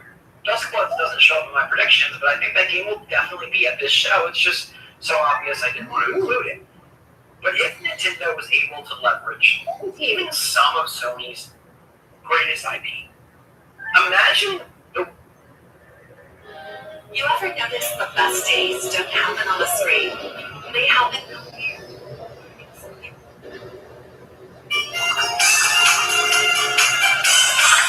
John, Brandon, a Nintendo Direct has been announced for June 2026, and I want to play some bingo.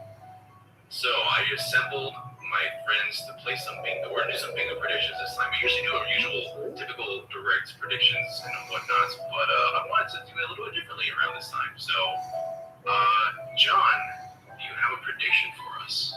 I do. First, I want to say though, imagine like in a nursing home, where before they do the bingo reveal numbers, they do the round table where they choose their numbers first. Like, oh, 6 is a good one, I put 6 there.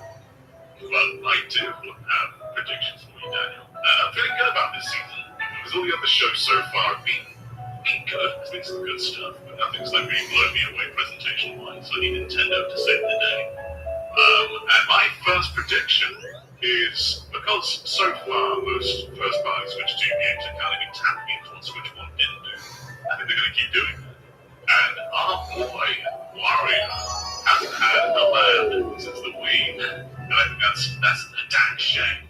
So I think Wario Land is going to come back with Wario Land 6. It's not going to be good. They just did Yoshi. And so I think the most logical studio might be waiting for it, where they entrusted to advancements. I wait for it. You want me for it? It fits coming. I'll make it fit if we go along. It'll look prettier once when it's done later. Yeah. I think when you think way forward, you kind of think sprite-based, but that's not what they're known for now, I wouldn't say. They do other big popular advanced stuff. Advanced sports was like kind of like cel-shaded 3D. I think they could probably pull off a pretty lo-fi anime aesthetic and like I feel like the names of the game from Xbox is showing something similar to that. That's something that looks kind of like 90s anime. Yeah, I mean, when I think about Shake It, the Shake Dimension, that one it stays with me. I still think about how that art style just looks so good. It looks so good today. They even just brought it back. But yeah, I would love to see another take on Mario Land in such a way. Have you had like Wario Land competitors in the indie space lately too? And they kind of make some good ones. They've been Wario Land way faster. It's been something that's been quite common. And that's kind of a pretty key part. Wario Land 4 was awesome. Shake It's also in its presentation and everything. I think it falls short a little bit in its mixing. It's just making a speed and faster than the right way. There's more fun stuff you can do with the new Wario Land. You've got like more iterations of that since then, like Pizza Tower, and that's gonna help to keep that genre alive. No, yeah, I think that's you gotta do something to bring that back, right? Alright, well, Mario Land 6 by Way Forward. Brandon, do you have a prediction? Yeah, I don't know if I should read it the same way I wrote it down. What does that mean? I said something about selling gadget for the anniversary. So, like, similar to the Game & Watch or the Pokemon music player, I think there'll be some weirdo Zelda gadget. Oh, dude, they should do an Ocarina of Time amiibo that's literally a playable ocarina. You can tap it in as an amiibo. Hey, it might be it. There was that one plastic ocarina that had, like, the N64 buttons as the holes. That's right. That's what it'll be. They're gonna do that, and it's gonna be a controller. Oh yeah, that is really strange. And it goes, I forgot about that, honestly. Ocarina of Time. Because it's kind of known wants to Yeah, I mean, one of mine, I guess I just had it now, one of mine was gonna just be that the Ocarina remake looks weird. Okay, that's a good prediction. That's a good prediction. I did a whole video on that, and so that's just all that's in my head right now. Is like, what's the art style of this game going to look like if it does exist? And so, if you wanted anything specific or different about it, I'm looking for it. But that's what I was thinking of right now. That's nice and specific, yeah. It existing. No, I mean, it's exciting, but it's not like exciting as a prediction. It's really found out. But yes, some kind of weird art style that would make it a little interesting. Yeah. Sorry, am I going crazy?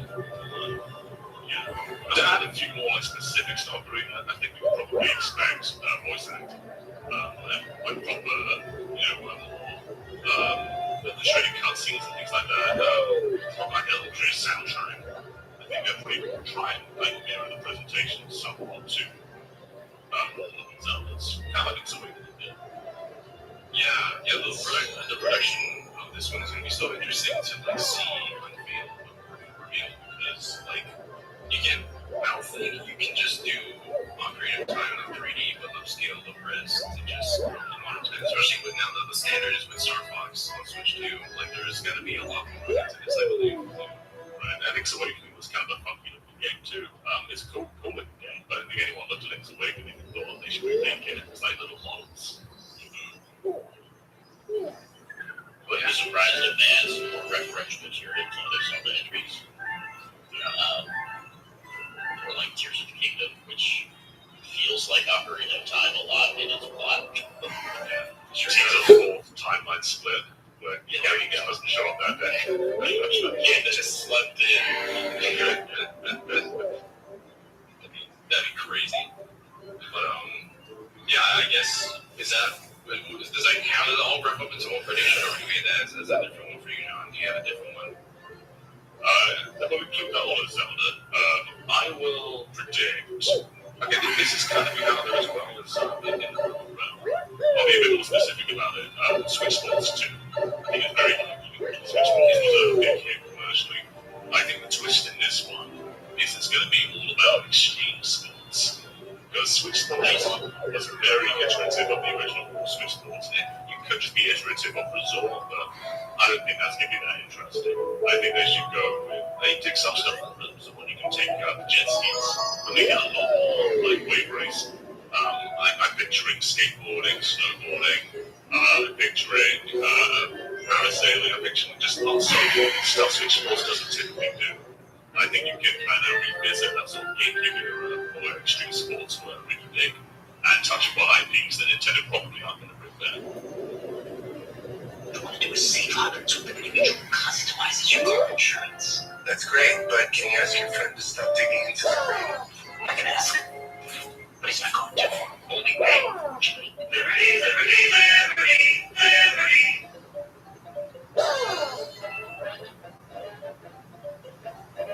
I'm gonna hold your hand while I say this. Stop overpaying for your bills. Your cable, your phone, your Wi-Fi. So many expenses are negotiable with Xperi. And I say this with love. Your charges do not have to charge.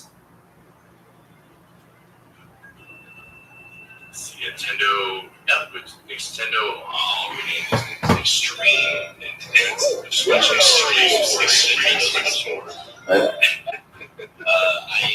I also had Switch Sports down, but I had a different kind of twist. My idea.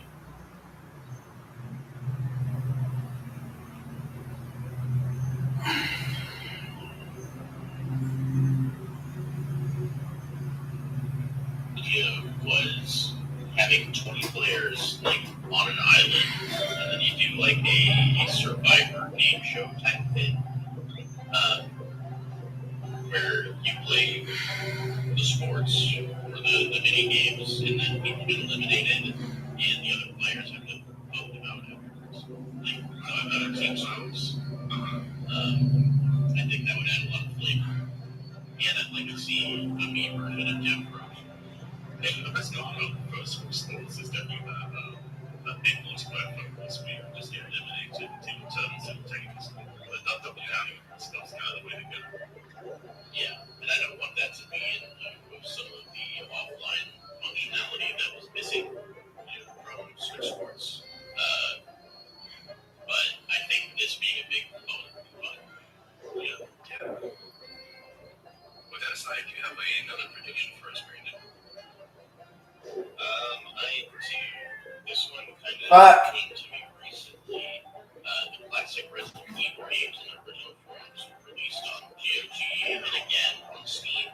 They're not a mini shop, and I really think that they should be. So I'm talking 1, 2, and 3. One of the versions of Coker on it, but they could even put the GameCube version on NSO. And in addition to that, I think 2, 3, and 4 remake on Switch 2. I've been screaming for them to to do a classic. How, you fucking asshole? In the public ethos, it feels like people just kind of see the remakes as those versions of the game now, like they're the only ones on this. And it's gone to the point where some people just say, like, don't play the original Resident Evil because the remakes they're such different games. I'd love people to experience them again. Yeah, like a real chance to see how different it could look. I really do feel like it's going to happen because, they released on GOG, they did eventually come to Steam, so I think it's only a matter of time. I have a similar prediction with 2, 3, and 4. I also had Dead Rising, what was it called, the Deluxe Remaster, and I also had Definitely Cry 5, which I think it kind of spawned all the capital. So this should be like the classic Capcom section. Resident Evil. I think Classic Resident Evil is a strong candidate there. I think Definitely Cry 5 is really simple. That's how it's 2, 3, 4 little bit.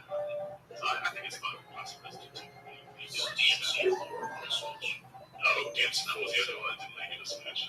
So that would have to come too. Yeah. So that'd be another section, or do you think we're good with this for now? Let's see how we do. If we need any panic, we'll say some on the back end. So this one is definitely, it's coded for me, but I think it makes sense right now. So I think we're going to, after seeing updates and coding in the back end and everything, this might be the time where Genshin finally shows up on the Switch, because that was something that was supposed to be there a long time ago, the original Switch. But that game got so big and kept loading higher and higher. The Switch one would never be able to handle that game as it is now. Like the PS4, years ago, the PS4 was already struggling, and it's already discontinued now for the PS4. There's no more any more updates for it. So PS5 and PC and such, like the best way to play it now. And I'm confident that the Switch 2 will also be able to do that. Oyo and other games, I think, will come like Star Rail, maybe Zenless, but I think Genshin Impact would be the first one on their priority on their list. So I was going to press you further. I was going to say, I don't think I've been covered by the games, because I think that makes sense too. Again, this one's kind of a no-brainer. Whereas Switch 2's getting all the sort of live service stuff right now. I have a team, we saw that just in Summer Game Fest gateway. But basically every live service is making it right now.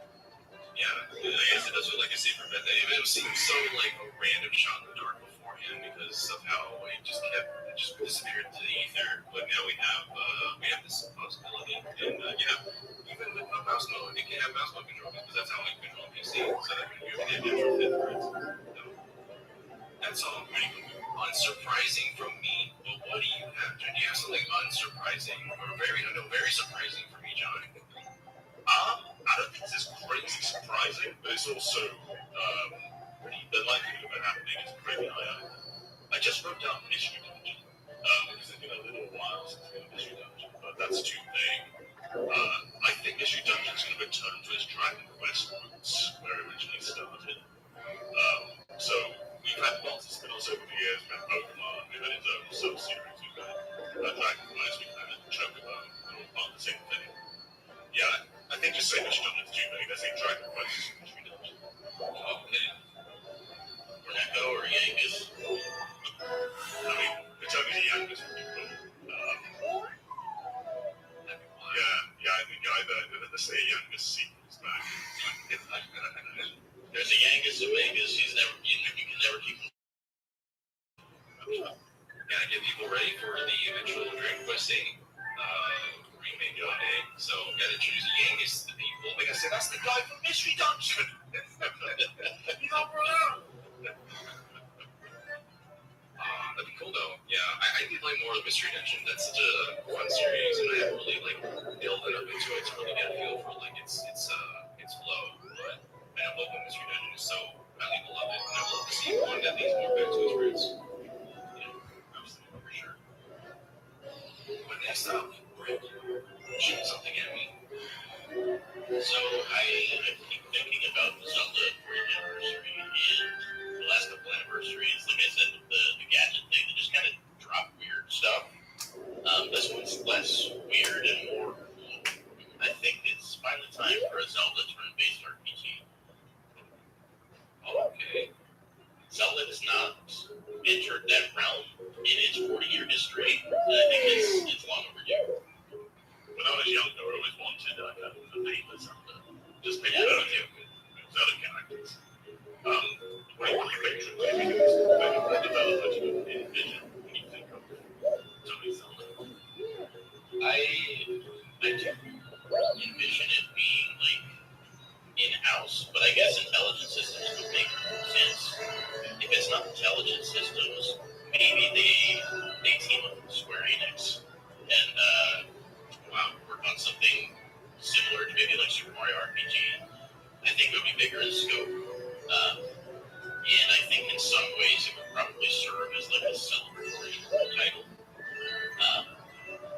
Because I feel like they probably wouldn't want to dip their toes into telling like a super original story.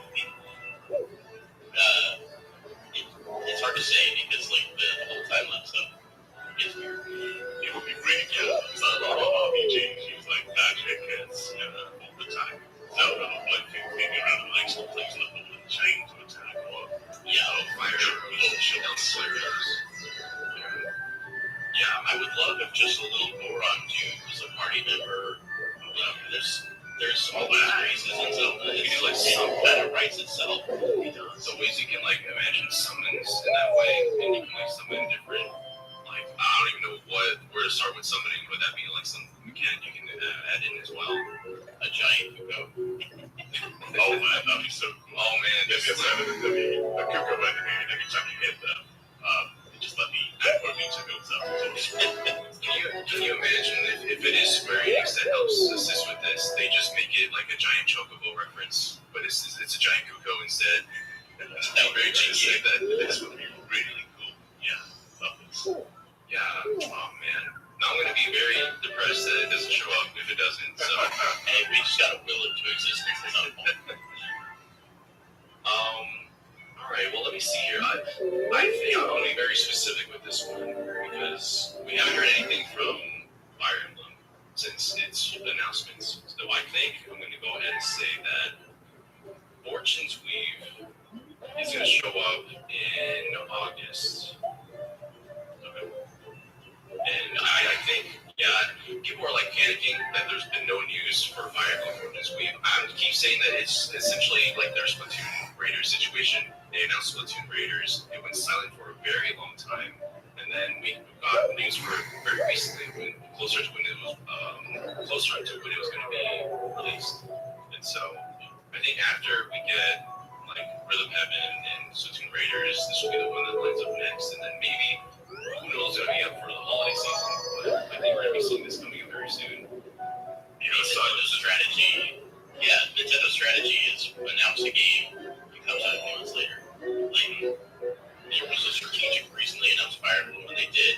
I have no doubt it's coming up this year. So there's my safe one. But John, what's something else you got anything with this? Okay, I'm gonna go with not one, but multiple Xenoblades. And what I mean by this is Xenoblade 4, 5, 6, 7. They're gonna get all out there. I think they're gonna show the future of Xenoblades in Xenoblade 4. But I also think they're gonna do switch to editions for all the previous ones. So 1, 2, and 3. Follow-up question. Yes. Is the future of Xenoblade the opener, the ender, or somewhere in the middle? I think 4 is basically going to be a landslide and not really delve into what 2, 1, 2, 3 did. Also, another prediction. Well, no, I mean, we're in the direct won't show up. Oh, okay, sorry. Yeah, I think Okay. I think they also will not fix anything from Xenoblade X Switch 2 editions. I reckon if they have switched to editions of the other ones, they'll probably have done it both and probably share the exact same problems. Please no. Can you That imagine? is so disappointing. I hate stuff like this disappoint me any further. But with the editions going forward, I didn't expect to see what Monolith Soft is working on after all this time. And I imagine whatever power they've been granted with the Switch 2 is going to look amazing. Yeah, I mean, it's crazy what they did with the Wii U things. Yeah, then they pushed about Wii U, they pushed about what those people were doing with the Switch. We've had a pretty bad impression with that, the Switch 2, but I think they're going to give us something like that. Please, I'm begging. Brandon, what do you got? Lay it on me. So this one is more dependent on who's developing Starbucks. If it's not Next Level Games, I think there's a chance we could get Luigi's Mansion. If it's not this year, it's absolutely next year. I don't think they're going to wait any longer than that. As far as like what's different about Luigi's Mansion 4, I think I've floated this idea before. I think it'll take place on a train. Yeah, I remember you mentioned that. Yeah, so like a big train mystery. It's like a classic setting for that kind of thing. The Paper Mario 1000 Year Door chapter on the train is one of the most memorable for me. I think you just play into that with Luigi. And I've never seen Snowpiercer, the movie. It's Chris Evans on a big train, and every train car is like a different kind of like setting or bio. So they could do exactly what they did with Luigi's Mansion 3 and make each train car very, very different than the one before. It's a really cool idea. Next Level was certainly doing Luigi as well. It's their only property that does like crazy. It's very, I forget what it's selling. It was in the tens of millions. That's crazy. That's absolutely crazy. Yeah. As much as I'd love to see them do Punch Out, I think this is kind of the one to do. This was 14 million, if I'm not mistaken. Yes. Absolutely not. Yeah. They're after 3. There's no way they're not making more. It's such a cool idea because you have the verticality of the hotel, and now we're thinking laterally with the train instead. And I think some cars could be 2 stories. One thing I'd like to see return from Luigi's Mansion 1 is a little bit more backtracking. Yeah, me too. And I guess 1 didn't really have any like substantial NPC interactions. Maybe there's some kind of like questing that you have to do for some of the train car passengers. And I imagine the passengers are largely ghosts. Anything, the closest thing to that was like Matt Leroy returned with the items, but that's the only recurring NPC I can think of. So there's a little bit more of that. Yeah, that's also good. Me and my basic predictions in the grand expansion, the entirety of Luigi's Mansion 4 and Disney turn-based RPG. Yeah, I'm swinging next time. Oh, and I think Starescraper returns, obviously. And maybe they make it a bigger component. It kind of fell flatter in 3 for me, I think. Mostly because it was a lot harder to get a group of 8 people to play. I do like this about Luigi's Mansion. It's like an echo of 2000's games where they just shoved in a multiplayer. And sometimes it landed. And Starescraper does land. It's good. Yeah.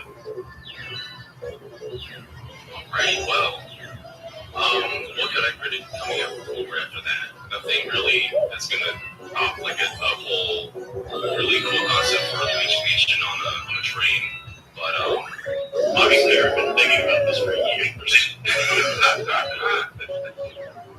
Well, I almost mentioned it earlier because I didn't want them to be side by side, but I would like to see just a new Mario RPG. We had a whole year of we had a remake, a remaster, and a completely new title altogether within that year, which was mind-boggling. And so I got to think to myself, like, is there going to be a new one entirely? Like, they would have done. I don't think it would have been reintroduced everybody to the Mario RPG format. I think we're playing something else like hopefully doing there's 3 options. Which one would you choose? Yeah, I would. It's hard because, like, I would love to see the original Paper Mario, like, reimagined, remade, not just like a remaster of the 1000 Year Door. That one was fine as it is, but you can definitely update bits of the original one, too. But also, just like, I would want a new one, but Brothership kind of had its problems in its pacing, so they would have to rethink how to structure and make that be a bit more streamlined, because it kind of fell into some of the traps that I think Dream Team had on the 3DS, where it kind of lasted a bit longer in places than it needed to. But man, yeah, I think talking about it, I feel like the remake of the very first one would be the one that makes me happy. Brand new Paper Mario would be really interesting, because just the lessons they learned from remaking that. That too, basically. Like that's the other option, is just make a new Paper Mario that kind of follows what they've done with Paper Mario that they just recently worked on with Thousand Year Door. If it comes in lieu of a Zelda RPG, I think it would be cool. Paper Mario's party members or other Nintendo characters. I kind of like the idea I floated around a long time ago, because I kind of want it to be just a mash of everything put together. So it's Paper Mario and Luigi together, but they also have party members. So you can have like a classic party of 4, and more like the Super Mario RPG style that has like it's like more traditional RPG mechanics. So that would be an actual evolution of Paper Mario combat. I think that would be cool. Yeah. So Mario has like his partner tied to him, and Luigi has a partner tied to him, and you have to like kind of strategically swap between them if you need to. So just expanding upon that and making something that would just be like so much more than just basically the all series pushed together. And I would love the audience system to come back once again. You can expand them. And yeah, that's just the basic idea I have for it. But it would be so cool if they kind of integrated everything into one title. That's my dream. Mario RPG title. Hair sprouted up with the finasteride and minoxidil sprayed through hips. No more hats for me. Watching my hairline slowly recede took a real emotional toll on me. Finding hips turned out to be one of the best decisions I made. It gave me a sense of control again. I noticed new texture, full head of hair now. It's better. But yeah, that's there. We're at the halfway point now. What's something that's obviously going to happen? We'll put that as a free space. What's something that will definitely be there? You're probably going to see my next one. What's definitely going to be there? Just start deleting music. I mean, you can also just say your one now. We can go on from there. We'll think of some silly one for the free space later. Okay.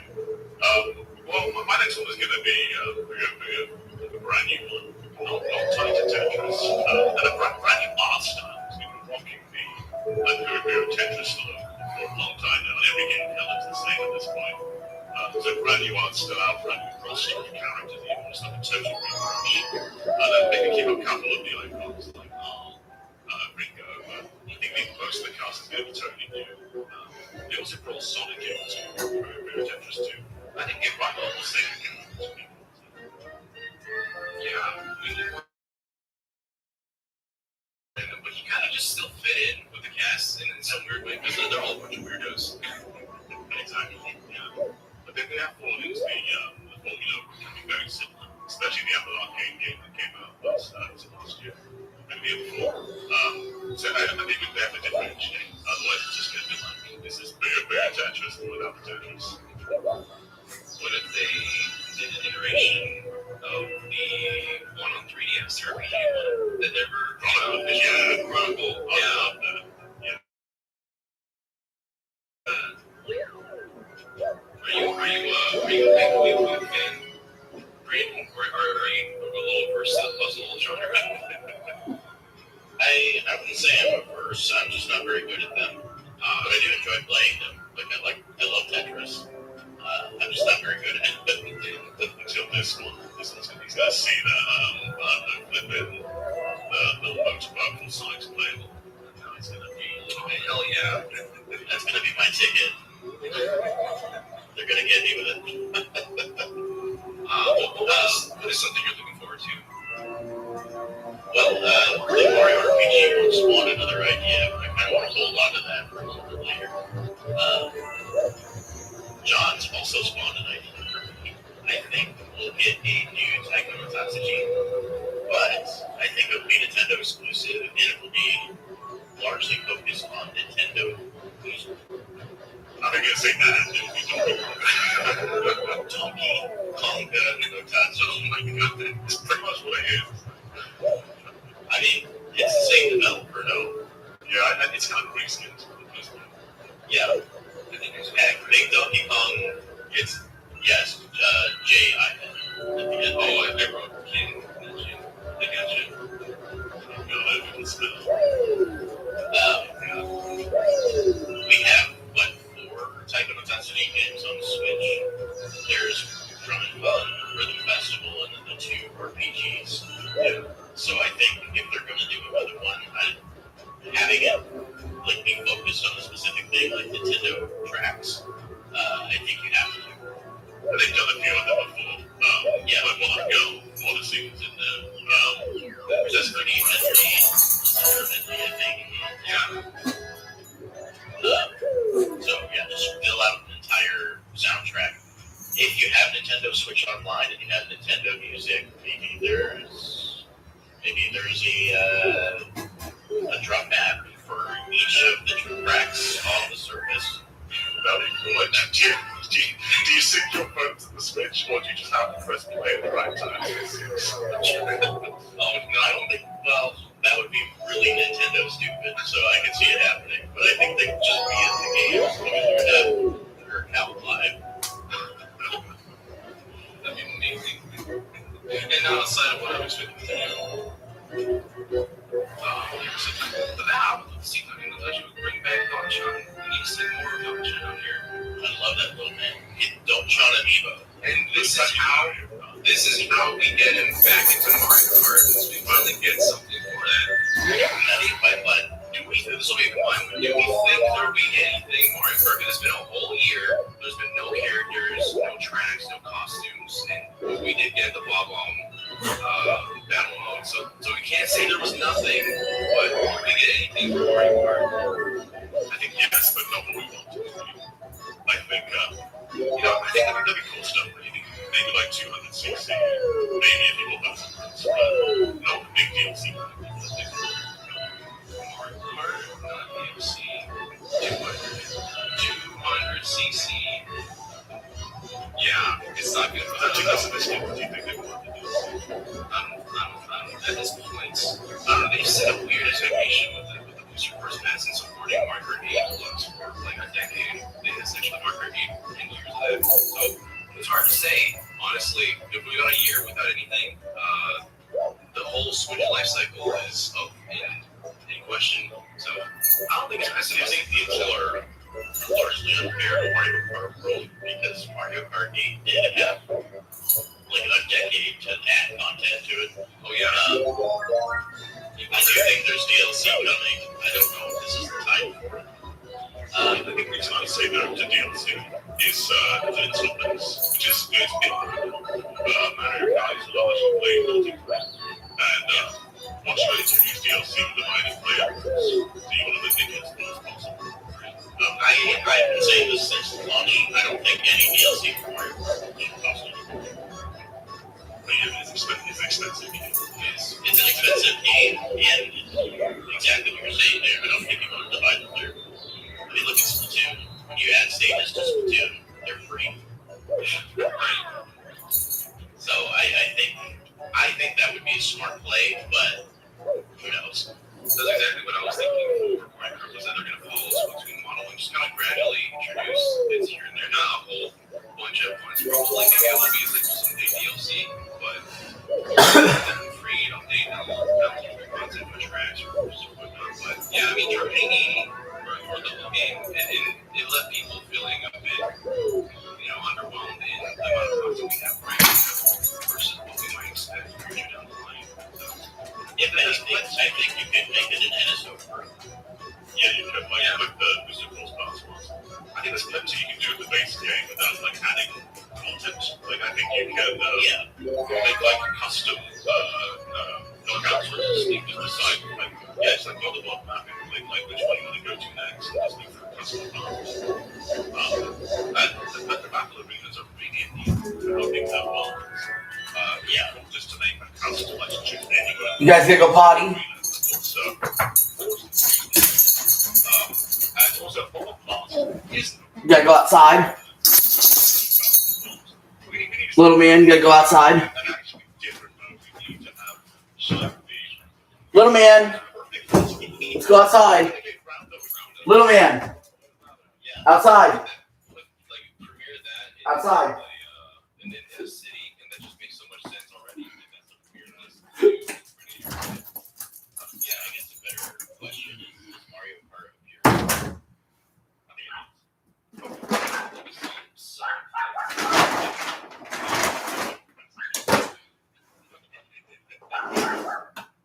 those are one of our combined ones, I guess. I feel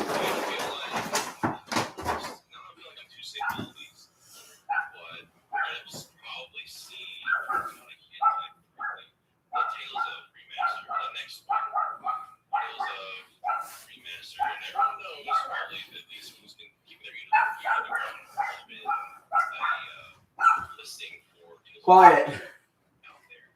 This is the old Tales of game that everyone knows that was originally on the PS1, and we got it as Tales of Destiny 2 because back in the day, Tales of Destiny 1 was like they wanted to make sure people knew this was from the same franchise, and so now it's turning out. And I'm hoping because we're finally gonna get one that's a classic, like actually retro Destiny game, it's a sprite-based game for a remaster. It's ripe for a remaster, and there's a lot they can improve on it. So yeah, I mean, the remaster project, you would think it'd be Xillia 2 because they did Xillia 1 and they just kind of ignored the one that's lost to time because it's been delisted from the PS3 store. But I don't know, I'm more than happy to invite one that a lot less people have probably played. It's a really cool game because a lot of them so far have just been hissing games. It's nice to get something that is a lot more out there. Here's a game that's already on sale on Steam. Buy it. Oh yeah, yeah, go for it. Okay, I think there's going to be a new Ring Fit game. Ring Fit was a big success. And it's a little cumbersome right now because every time you play, you've got to sync the Joy-Con one back. And I think there's some cool things you can do with it. First, you need a new ring con one with magnetic Joy-Con rather than square. And the Switch Joy-Con doesn't have the IR sensor, which you use to read your pulse. A little sensor where you usually be able to attach the Joy-Con itself. Sure.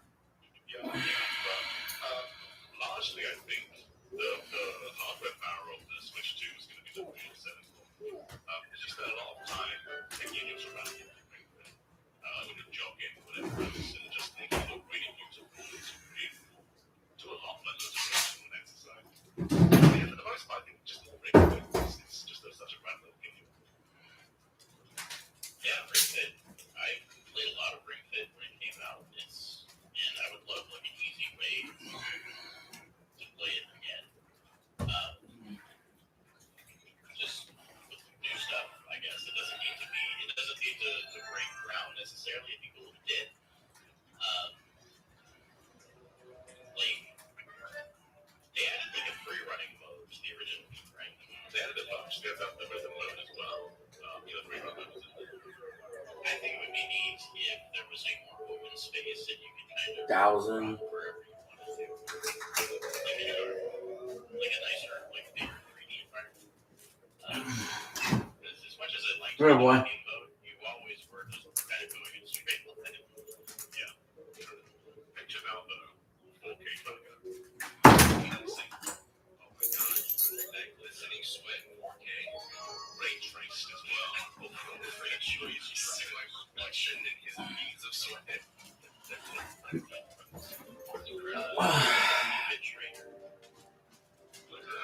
Like her existence. What if she's the enemy?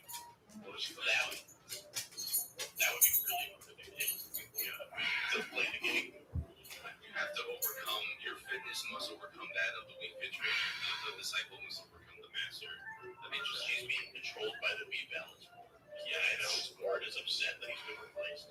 Yeah, also good. So the whole goal is to knock her off the balance board that hovers around everywhere. She's just hovering over everywhere.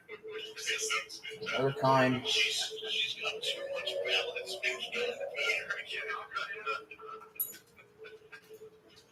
For the free space, just chuck some like frontiers on it. That's the most game. Oh, true. Oh, okay, true. specific about it, though. I think they'll fix the pop-in part. Because that whole problem, why there's so much pop-in was it's based on Switch. It was like kind of the lowest denomination they had, so every version was kind of based on Switch level. Sonic, Tears, they'll be there. Let's leave that for now. It's fine. You want to play that game again? Because I want to get up with actually. No! Sega, please. Let's see here. Brandon, it's your turn. What do you feel? You got more for us? I think it's time to get a Switch 2 upgrade for Clubhouse games. Plus 50 more Fight Classes. Can you name what classes are like in the 50? Agree with those. Okay. I feel like you can get some licensed stuff in there, maybe. Life. Should have been you could. Maybe the mouse is the centerpiece for the new content. That's true. I think you could also mouse functionality to the rest of the game. That's not in there, right? No, they did switch to update 4, right? Yeah. The game chat.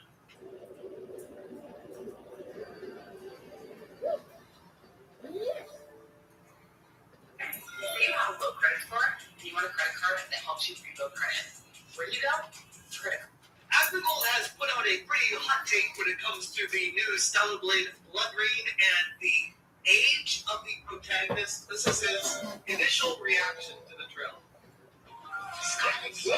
That's the beginning and the end of all. How about try taking a hit? You're a dude, Strange. Why is she So right there, he says, why does she look 12? Now everyone keeps focusing on, she talks like she's 30 and it's the age differences, that's what he's actually focused on. He literally said, why does she look 12? So let's not kind of disregard that. He said those words. Meaning he thinks this girl looks like she's 12 years old. Alright? To be clear, his words, you just heard him say, just in case you missed it. Why does she look 12? Why does she look 12? Okay,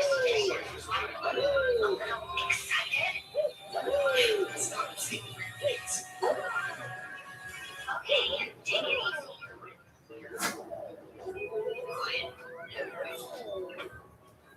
Initiating secret sync.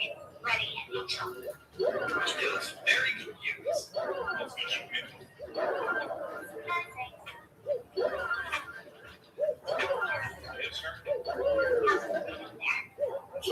He's like, oh no, you please her? Like, you can tell he's already thinking, like, pedo thing, here we go. He's already thinking all these things all at once right now.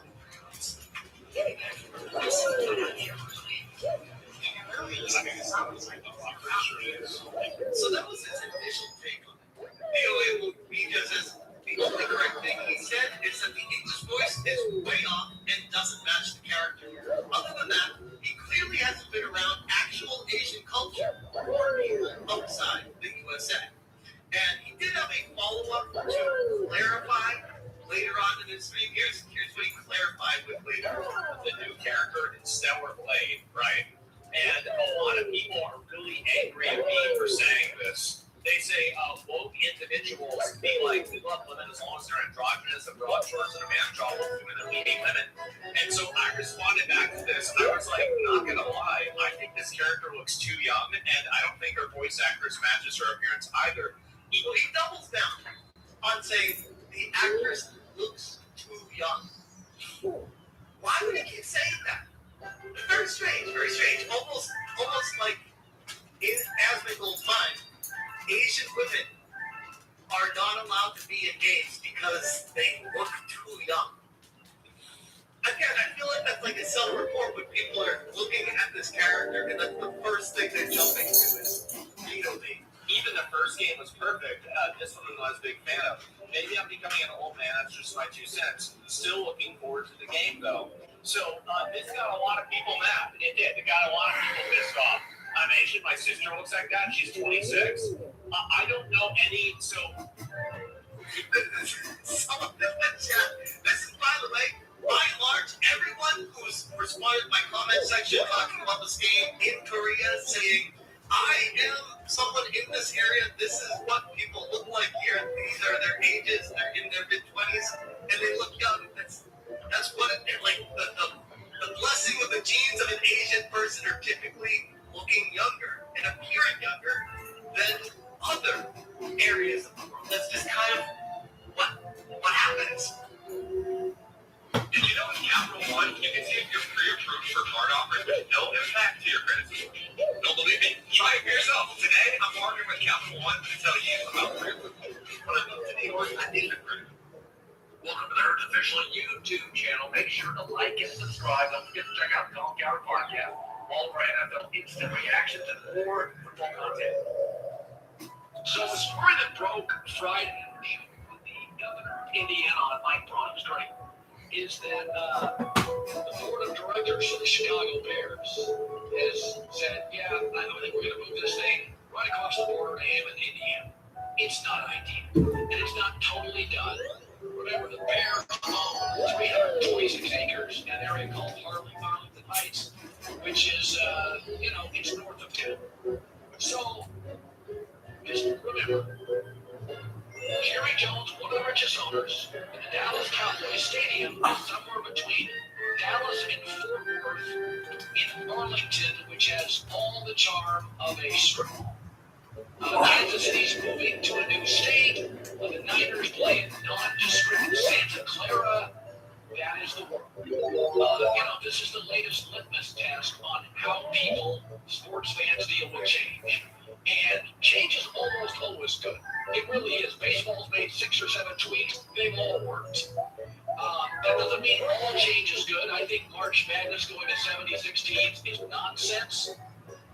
It's nonsense. I think when the NFL decided we want to make pass interference reviewable, was it an all-time NFL blunder? The NBA had a new rule. That was ridiculous. They didn't give the players a heads up. When baseball tied home field advantage in the World Series to the All-Star Game winner, Bud Selig, that's an all-time blunder. It was that way for years. It made no sense. So my takeaway is change usually works. It's not always great, but what you're finding time and time again, pro teams and pro owners making better deals, right? Making better deals for real estate, for zoning, for traffic, and for retail outlets around the stadium. That's hard to do in metro areas. It's hard to do. I mean, in Los Angeles, they're Stan Kroenke. He got lucky. They turned that area. Clippers into it, the Forum's now a music venue, SoFi, that's rare. I mean, both New York teams play over in Jersey, and it's not a good sign. I mean, you've got, look at the Commanders, they moved. So this is just a reality of it. It is, you get into these big cities and these urban areas, lands of fortune, and frankly, I mean, this isn't, like F1 Monaco where you can shut down the city and, nobody really cares. It's a tax haven anyway. The rich people don't have to work. That's not Chicago. The governor of Indiana, Mike Braun, last week on the Bears potentially moving to Indiana.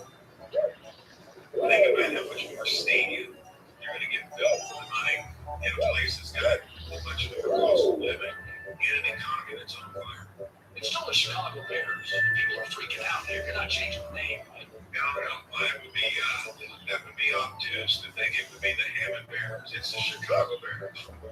Yeah, the Patriots play in Foxborough. The Arizona Cardinals play 30 minutes out in Glendale, which there's not a lot in Glendale. It'd be great if it was in Scottsdale. It would be great if it was downtown Phoenix. Like, you have these. In Philadelphia, they've all got it in one part of town. Maybe that's ideal. I don't know. But this is just the reality of it.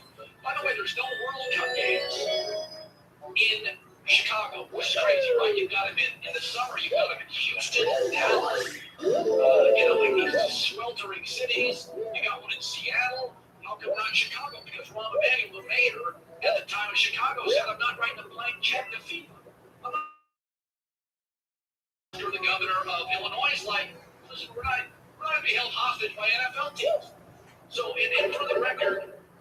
is happening everywhere. But a big chunk of Chicago is closer to Hammond. Where I sit right now in Chicago is closer to Hammond than Arlington Heights. Arlington Heights is my house. Here, you know, you got to remember, Steve Fuller was so rich when he built the stadium, he put it wherever he wants.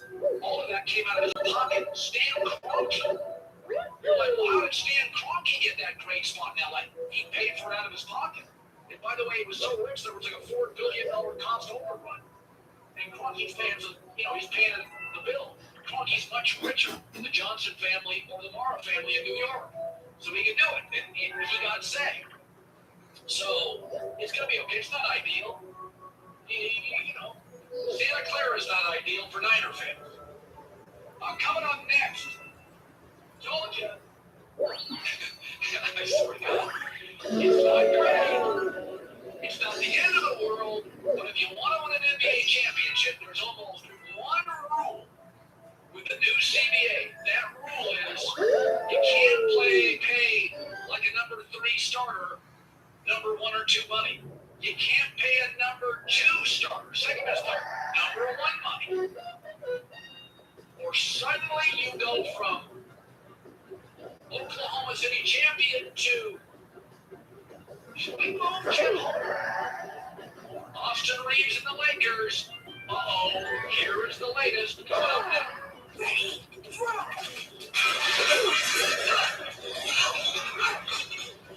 Three new Toy Story 5 pizzas, order 2 or more for $6.99 each. Better ingredients, better pizza, Papa John's. Disney and Pixar's Toy Story 5. Only in theaters June 19th, rated PG.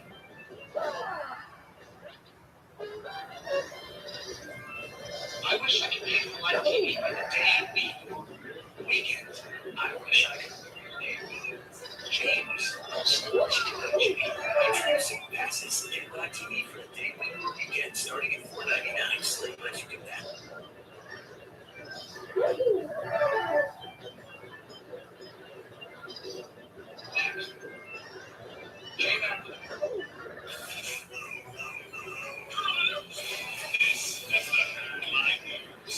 We're going to start with the Dallas Cowboys. Obviously, revamped defense in the offseason. Adding Caleb Downs was couldn't get any worse last year. Dead last in the NFL. Allowing 30 points per game. But hey, let me see these guys live. Here's what he has to say about the new Cowboys defense. It's annoying. It's been annoying to prepare against, but obviously seeing the practice every day is kind of unique. Just seeing different guys I understand the team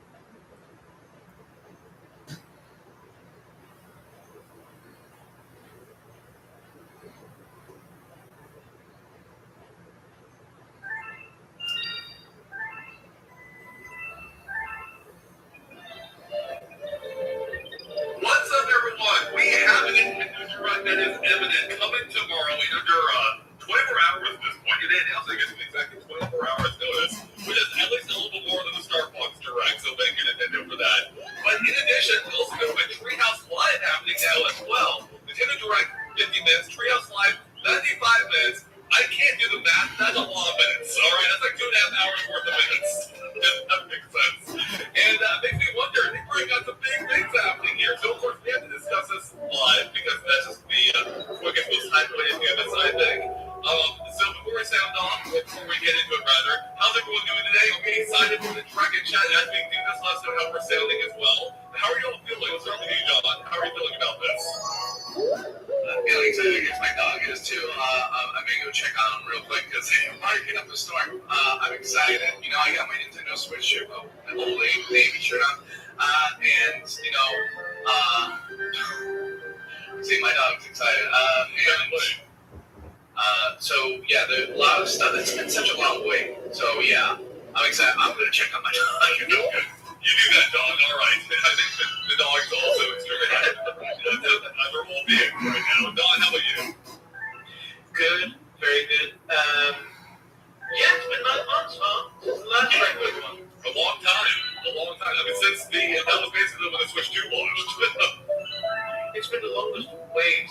that was way since before that was during the pandemic. Dear God. Yeah. Like forever ago. You deliver with DoorDash, you get to choose when you do it and when you don't. Okay. Since before that was during the pandemic. Dear God. Yeah. Like forever ago. So I do think software rating means the longest one we've also had since that September was 15 minutes. So that seems chunky. That is a chunky, you're right. Yeah. Wasn't we had some of the game exclusive ones pretty long too? Like, trying to remember which one was that? Donkey Kong was like, what, like 20 minutes or so? Mario Kart was like 15 minutes. Yoshi Life was 15. Yeah. I just wouldn't tell my to your point. I think the longer you feel is maybe like Star Fox. How long was Star Fox? I feel like that was 15. Yeah. That was 15. 15. I guess that's more than I expected for Star Fox ever. So I guess that was. Yeah, right. They carried Like, like at the end of that point. Well, that last September, the last full direct that we had was pretty long, but it was mainly long because it was essentially a Mario anniversary direct.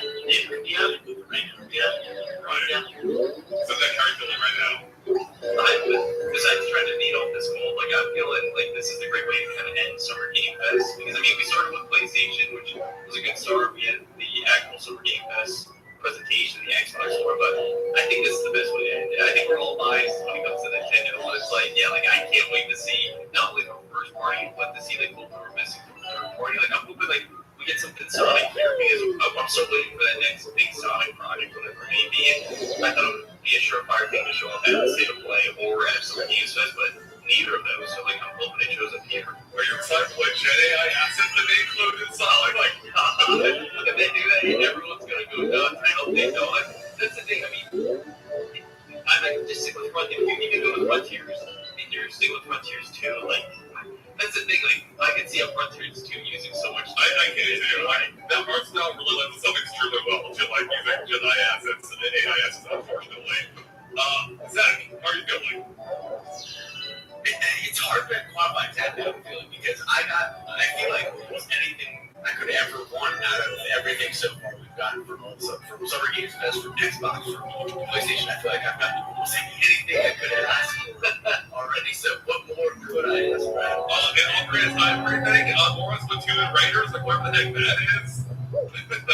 Zach, I would be thick. Zach, I know what you need. You need a game to buy for your Switch suit. Zach hasn't bought a Switch in a game since career.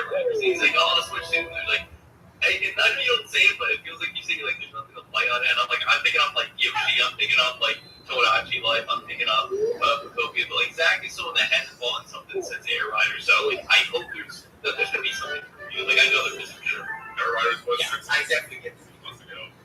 Yeah, I guess it was. I mean, personally, like, the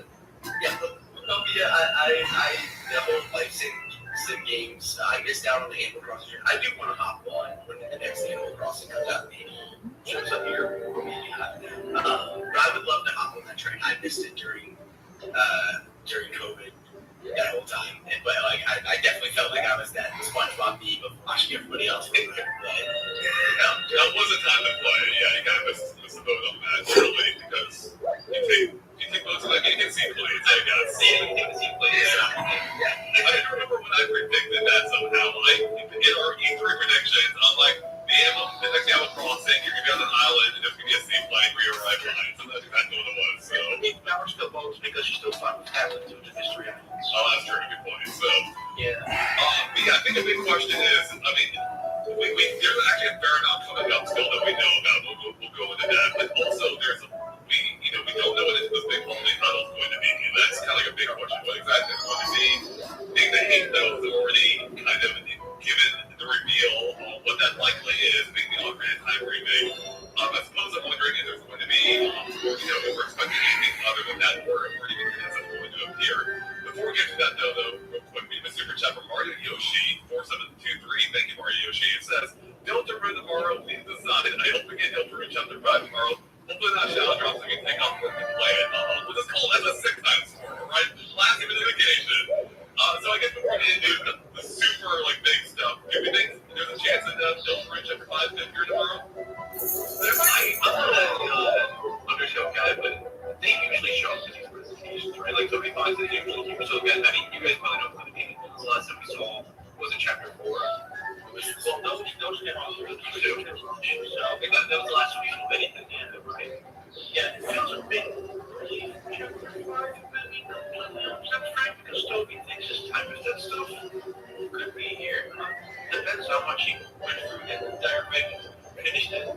That's the thing. It's hard to gauge exactly Toby's timeline because sometimes he'll take years to come out with the. I mean, this is kind of an unprecedented game of releasing in the chapter system as opposed to Undertale that was just all in one game.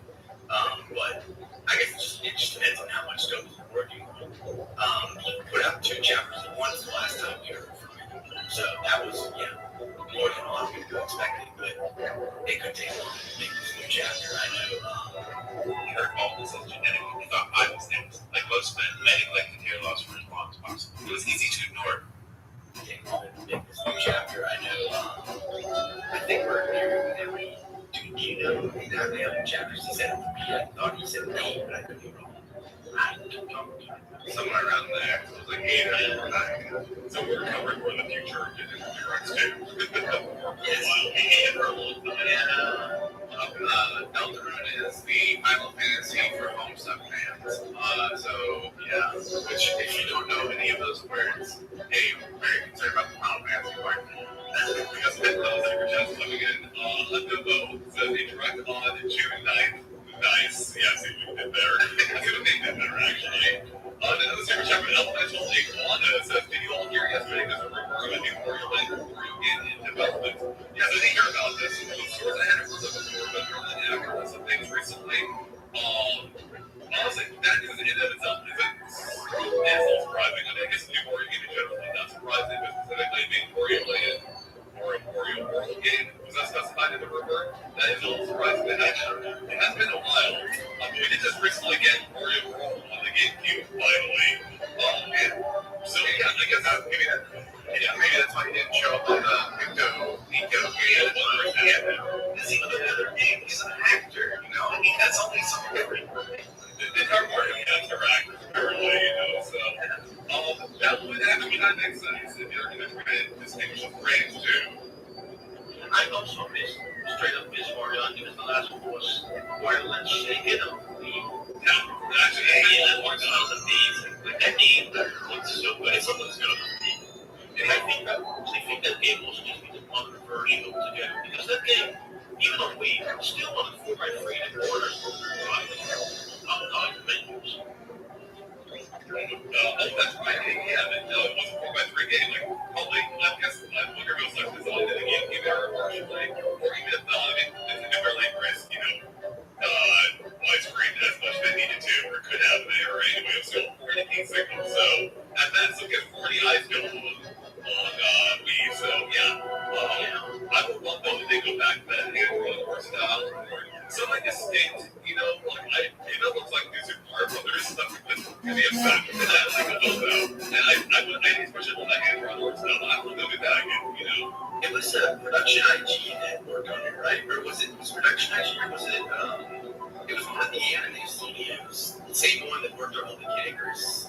I'm pretty sure that the video was no Production IG. I think the game itself was made by Good Feel. I think that's right. But I think that the artwork matches the concept of Production IG. I'm sure they worked in close proximity together. Yeah, it's right. For innovative costumes, I would imagine it's Production IG for sure. Are we going to see the Kid Icarus?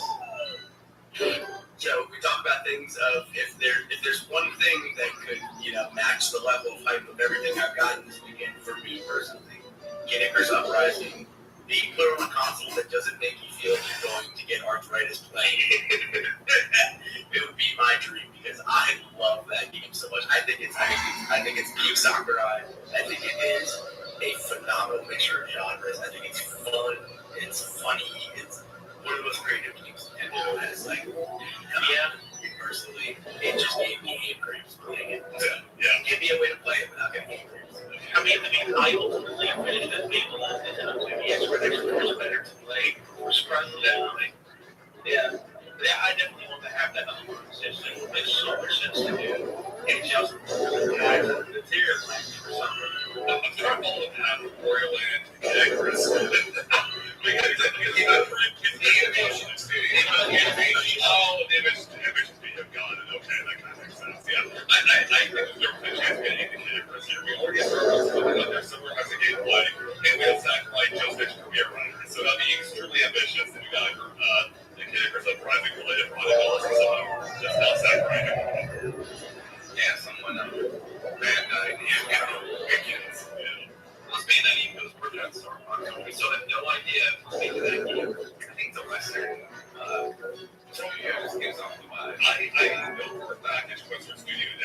my every video based on the player's guide to the Power Reference, but I called it out as actually a reference video. I just don't know what. And I think there's a strong possibility that actually we're supporting one. And there's like a lot of them. There is precedent that I just Starbucks something. So I posted, I believe, interrelated on the next Starbucks is like the rare exception. So rare exception. The next one, that one. Q games. The DS I don't think what those Q games coming back. That would be crazy for you. That's Star Wars game that you can program. I was going to say that they were in demand. See if you're pre-approved, we'll never hurt your credit score. With Capital One pre-approval, you can safely and easily find out which card is right for you. No dings, no hits, ever. See if you're pre-approved today.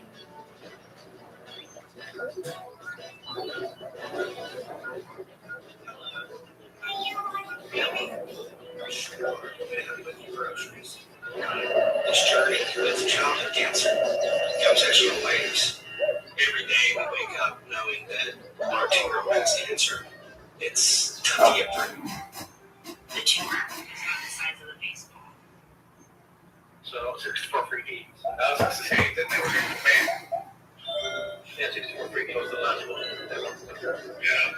Now, the interesting thing about this product is that they already know what's going into it. We already know about it. Their first party projects. Officially, there's some, it hasn't been, isn't out yet. So they maybe should be that here. Fire Emblem that we did not have to be coming anywhere today that hey, also like that will a lot of games that are sitting like coming this year, like the Switch 2 Sports or Switch 2 Edition, I would rather. They just recently said Xbox. I can't believe they're the same. The acronym for Xenoblade, I think Xbox. Xenoblade 2, Switch 2 Definitive Edition. He had mentioned Hitman 4 Switch 2 Edition as well. And then also, of course, the big one, big upgrade on that. Three things. We'll get to that. I'll throw a big mini section on that for sure. But, so we'll touch on all of that. But do you think there's going to be more surprises beyond that? Or do you think they just basically revealed most of what we're going to see in this round? I think there's going to be more highs and predictions that, there might be a new 99 game. It's been a while since we've seen a new online little exclusive game by Nintendo. So I think that would be a good time. And I don't know. Anything else? The thing is, so overnight, we can talk about this now. Overnight, okay, a few of the NSOX. Whereas the Smith was the NES, the SNES, and the GP. It seems to have to be exchanges to those apps. This is so. First off, so this league seemingly dated on whatever it was. I love the idea of it, and I think makes so much sense with this direct now. I'm confident it'll be in the direct. We'll probably be like a nearly imminent draw. We're going to talk about this new feature that they have, and on the surface, that sounds really cool. Like it's a way. It's a. I don't know how much detail they gave there, Don, so feel free to correct me. But like because of the style of NES remix, where you're adding challenges to these games, like any new way to enjoy this classic library, that'd be amazing. And I was just thinking recently, like if someone wanted to do these games that they have, like I've been the novelty of this stuff. That sounds really interesting, assuming that's what this is. I hope so too. It seems from the description, they think it's roughly what it is, but they weren't 100% sure. But it seems like one thing they weren't sure that challenges are being added to those specific apps. Then the challenge shows us being something as simple as like achievements type thing for these retro games. Could that be it too? No, they were separated game data. Okay, but when it's Interesting. basically the big replacement of the SP versions of the ROMs. Yeah. Interesting. All right. Well, yeah. So do you think we'll see this tomorrow then? Yeah, pretty sure. So the Animal thing is like a locked in here, right? Because the GameCube song, that's just driving me crazy. It's like, it's been a year and they announced they're like, hey, Sunshine and Pokemon Coliseum are coming. And like, where are those games? Like, I'm hoping that they show more or a wider list of GameCube games, but without those two, like, what else do they talk about for NSO besides GameCube and